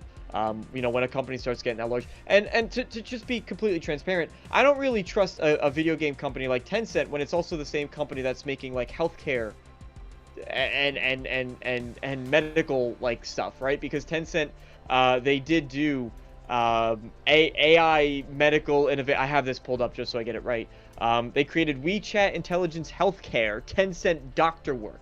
Right, so when you have a company that's in games, in movies, in comics, in medical stuff, right, I kind of look at that and go a little bit of, before 10-cent snipers on the roof across the street from me take me out for saying all of this. So just waiting. You know, Yeah.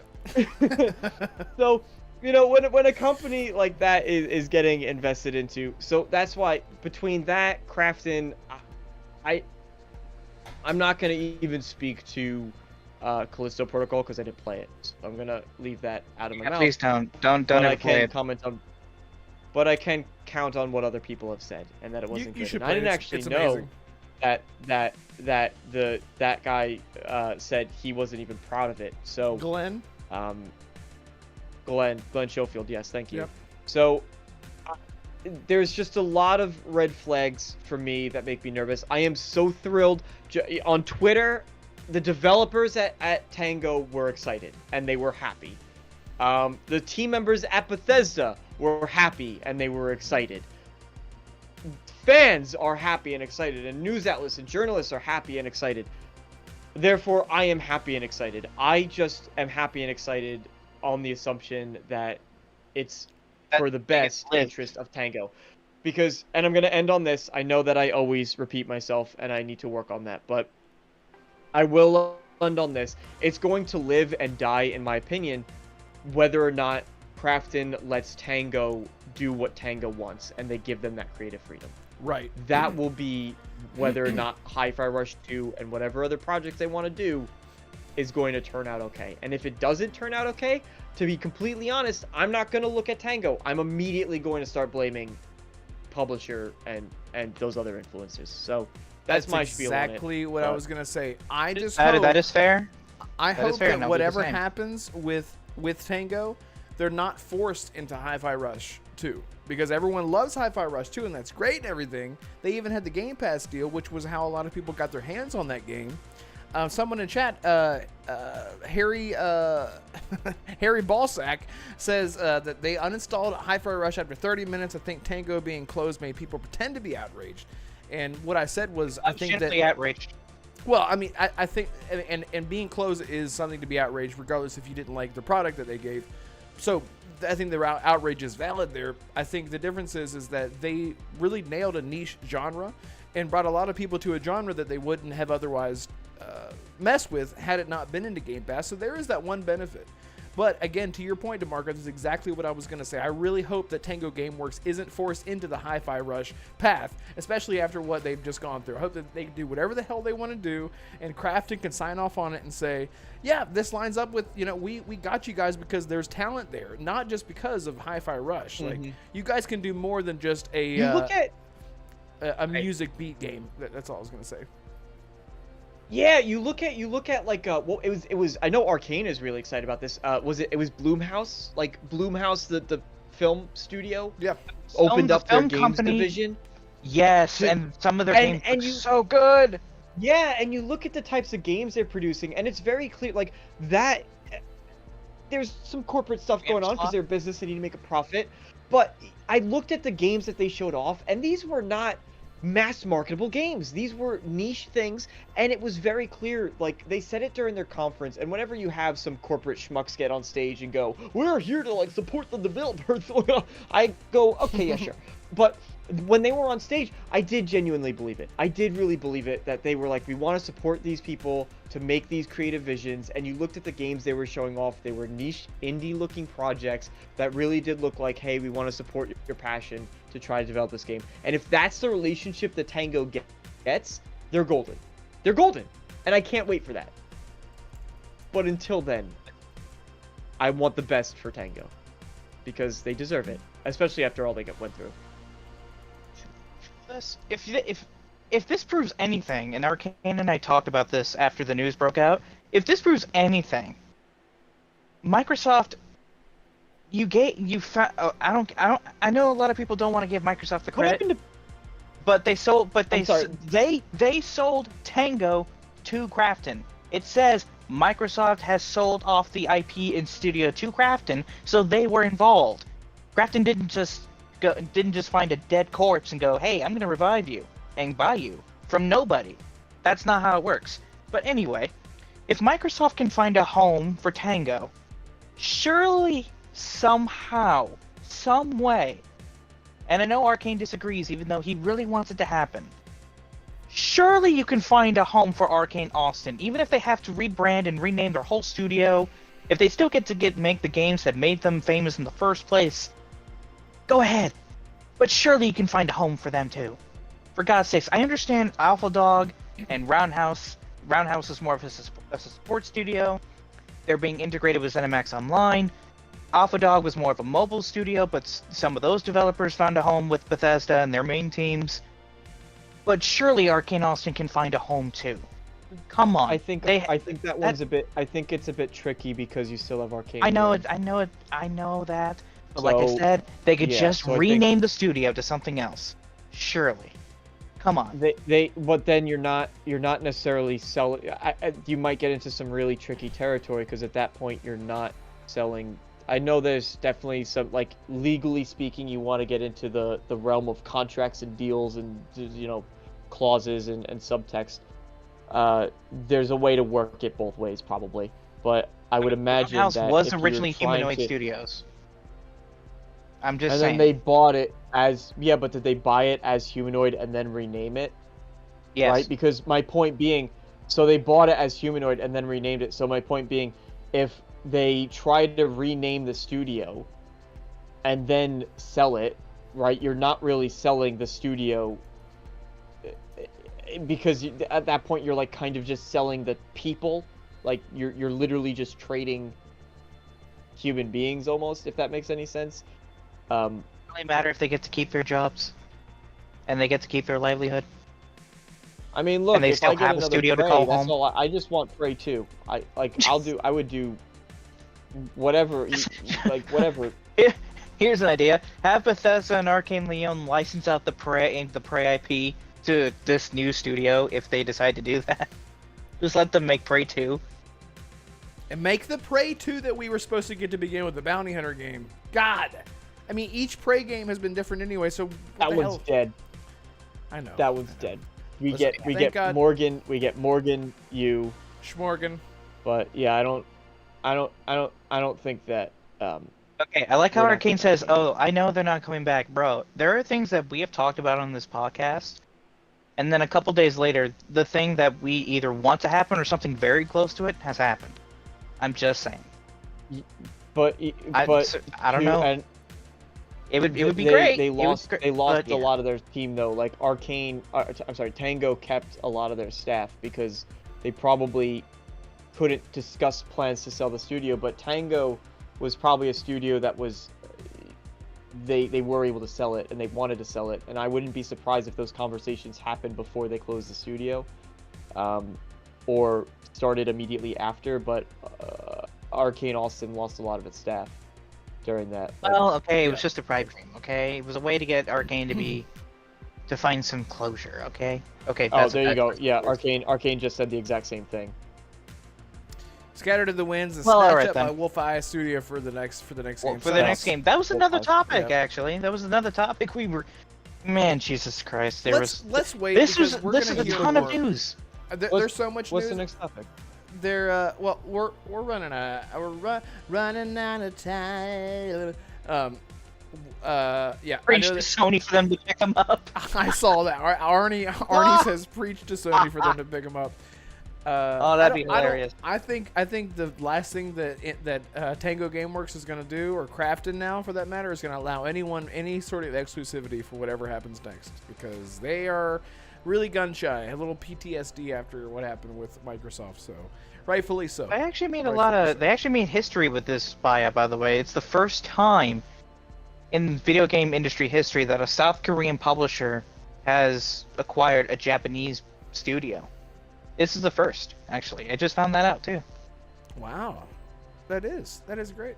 Elemental Hero says that also, let's not forget Tango was Xbox's last Japanese studio, and they upset the Japanese market and the Japanese customers. Yeah. I think they were all upset. And now they've upset the American customers because Tango's alive and Arcane is dead. I mean, I'm not upset that Tango's alive, but I know. Yeah. I'm upset that they made that decision in the first place. Jesus. Well, yeah. Well, I mean, if you want, everybody hated that. Universally, around every single person. Even across the board hated that. Yeah. Yeah. Even my great grandfather, he hated it too. He told me. Yep. But. Yep. And he was Korean. Okay. He was definitely not. Oh, okay. Sorry. Wow. Oh man, what an amazing show tonight, boys. We went through 3 or 4 major topics. Had a lot of fun in the beginning, and I can't wait to even re-listen to this myself. So hey, everyone here, thank you all so much for all the support tonight. This show has flown by.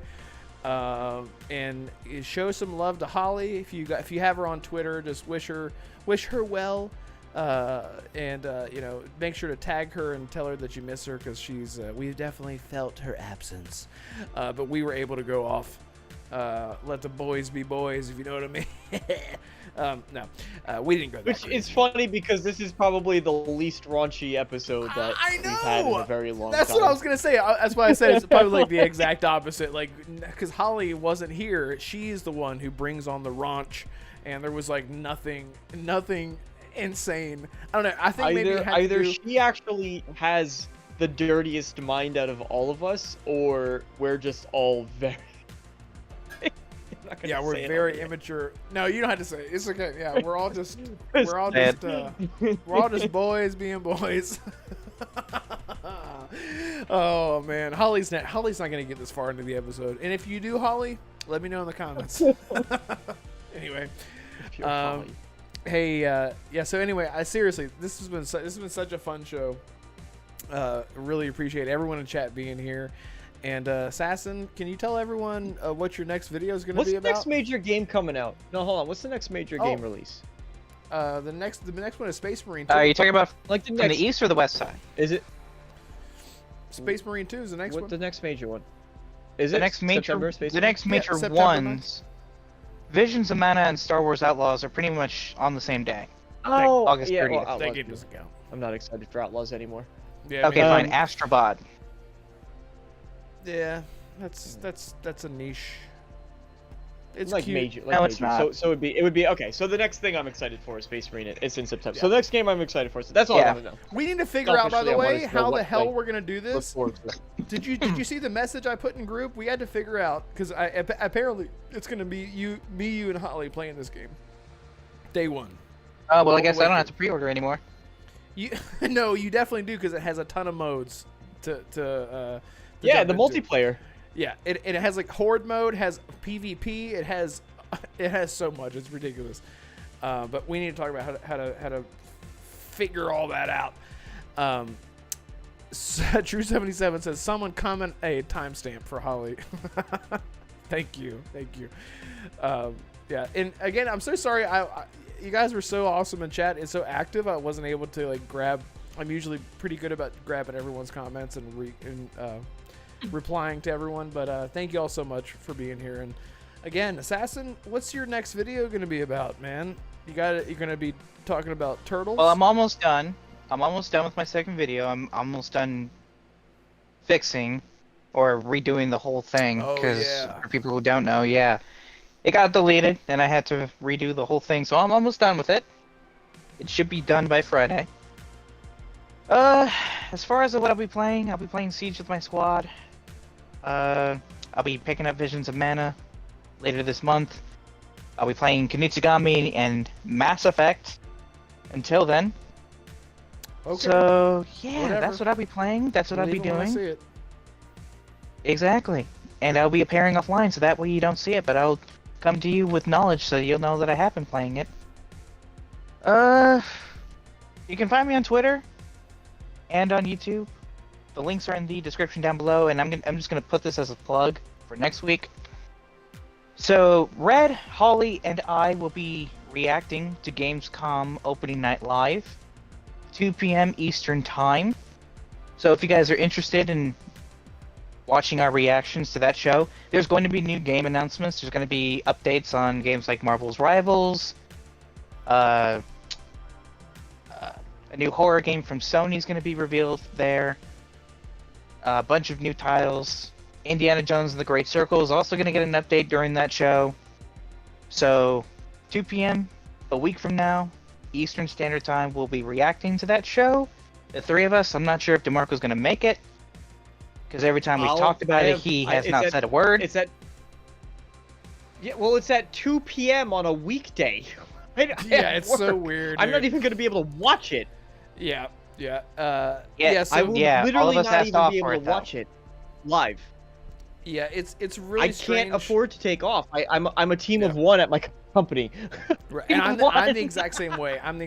It's literally just me that runs the heart of the company. And if I don't show up, shit just doesn't get done. So I've been working extra hard to make sure that I can make it. So I am off. So again, like Assassin said, there will be no podcast next Tuesday, but we will be doing the live stream of Gamescom and talking about it after it ends and everything. So you can pop in and out throughout the day if you're at work and just say, hey, what's going on? And just we'll be here just hanging out casually, just watching the stream. Just to have a fun day. So if you're up for that, then come on by. Yeah. So yeah, hopefully DeMarco, you can watch it at He's some not gonna point. be able to. But he's not gonna be able to make it. But yeah, Not live.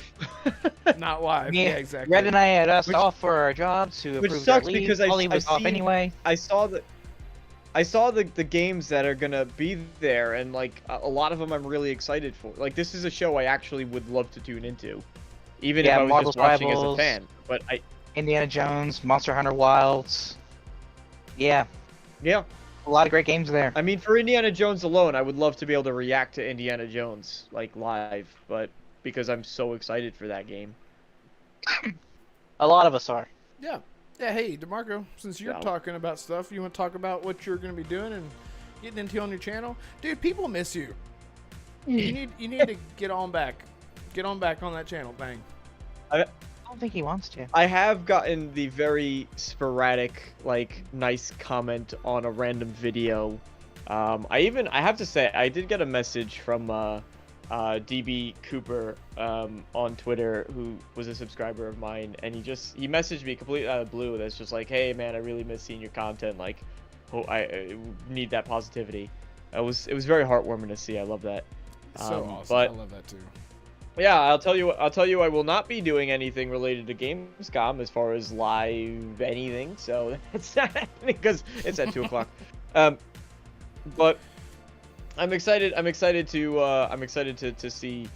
You know, I will say, there has been a large part of me that's been feeling the itch to make a topic, a video on something. Don't know what, but I've been feeling that itch to sit down and edit, just to do the editing again and to It's do... cathartic.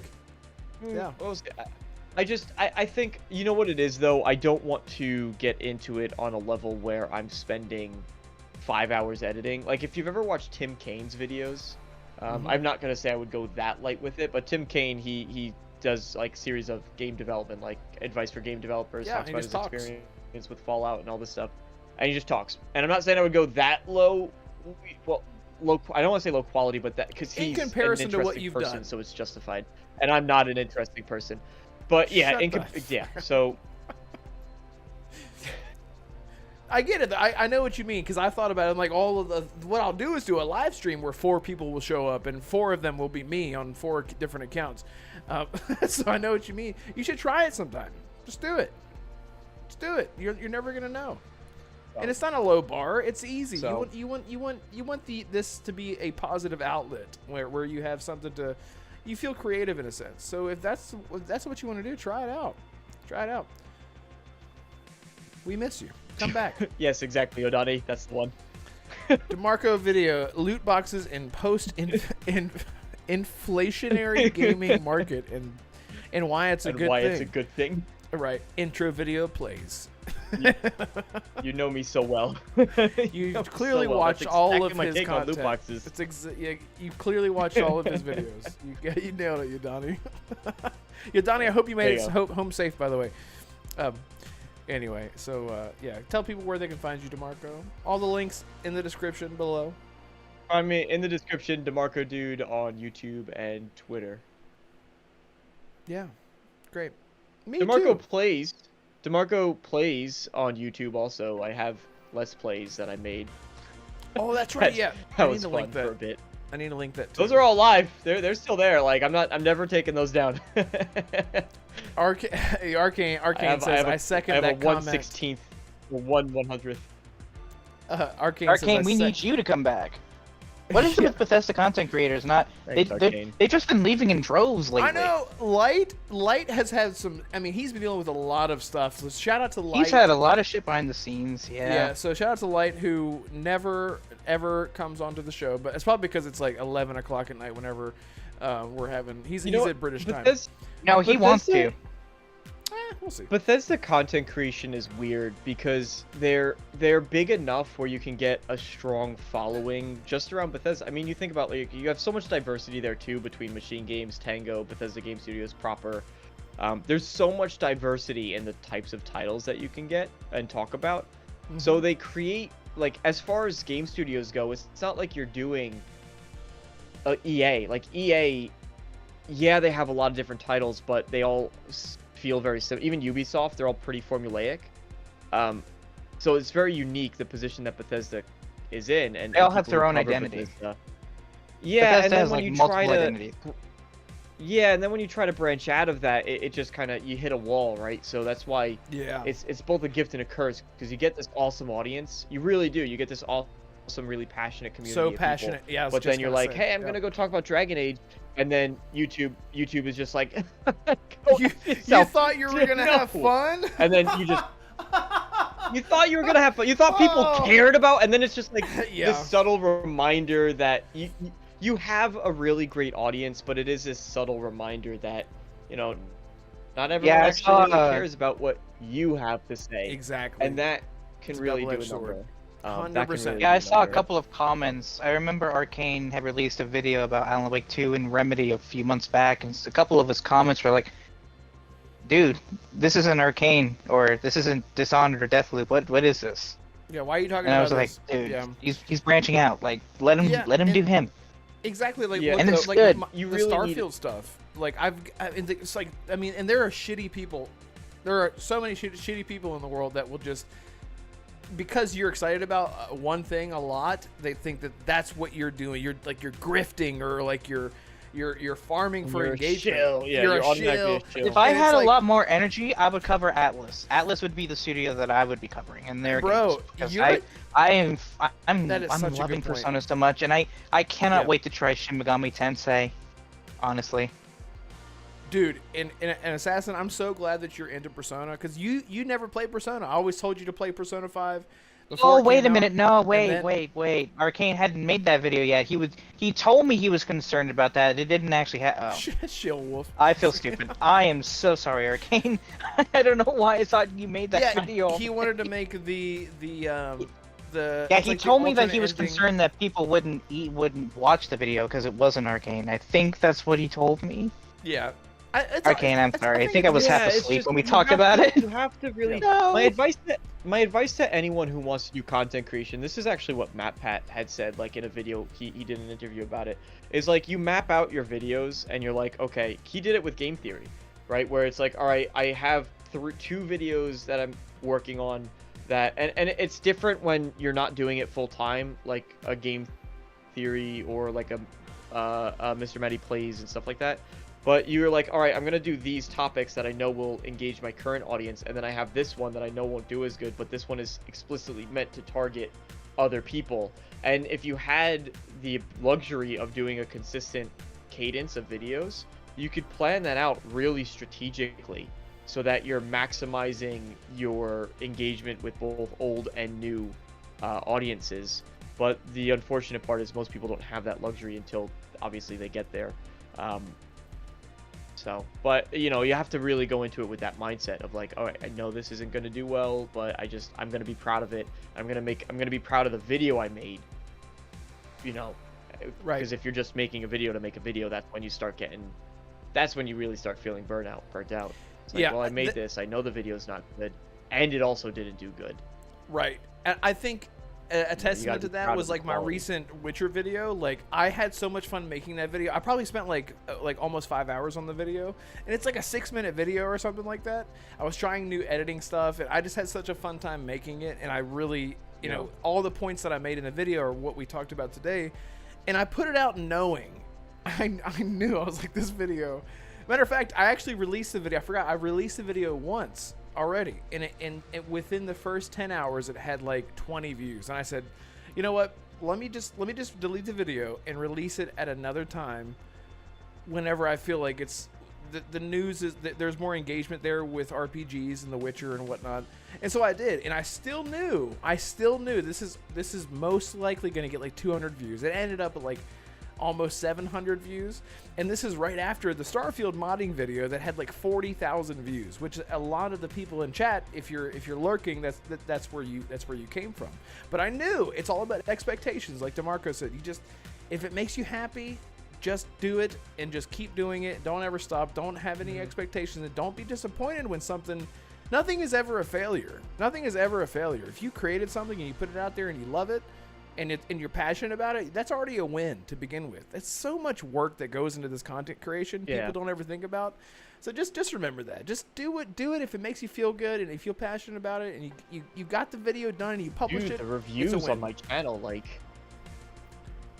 the reviews on my channel are forever going to be the thing I'm the most proud of. I mean, besides the Oh, for stars sure. for change, like that is the thing 100%. I'm actually the most proud of. Yes, That's the a thing lot I'm actually the most proud of. But the reviews, I mean, like filming it. damn, And, that's like the angles and it's crazy. It's so great. Yeah. The scripting. like It's crazy, man. Yeah, you did like legit, like full on video work with your reviews. Are so good, so underrated. It's such bullshit. I learned Mad color fun. grading. I didn't do it well. I Color didn't do grade, them well, right. but I learned color grading. So like you go Like- out on like a murky, cloudy day, everything looks gray and shitty, and you're like, let me color grade this and make it look a little more orange, a little more sunny. Yeah, Yeah, I get didn't it. do a good job, but like I did. I learned it. No, So- you did. It looked great. Anyway, Everything looked great. anyway. Yeah. Anyway, thank you, ever. Oh, Oh shit, Yodani Kazada. Yodani.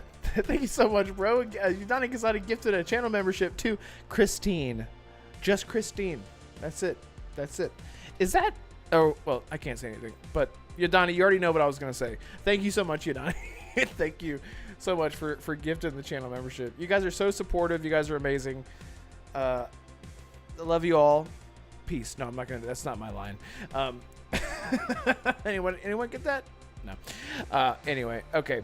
You guys... I love you all. Peace. Yeah, exactly. Salutations, stay safe. everyone. This is Red got it. Wolf Renegade. Yeah, you got it. Okay. Anyway, shout out to Salutations, Maddie. everybody. It is Maddie here.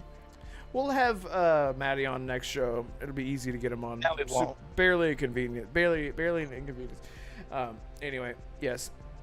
A lurker, possibly. It might just be somebody who's not here, Yodani. But either way, thank you so much, bro. I really, I really appreciate you guys. Everyone's been so supportive and so nice. I'm gonna go get in the shower and cry because I don't deserve the support. But here we are. Here we are today with this amazing panel. Assassin, Damarco, thank you guys for being here each and every single week. Chat. We'll see you guys next week for Gamescom. Join us for Gamescom. We'll see you there. Goodbye, everyone. Oh God, what's the button? What's the button? What's the button? Okay, I'm gonna hit this button. See what this button does.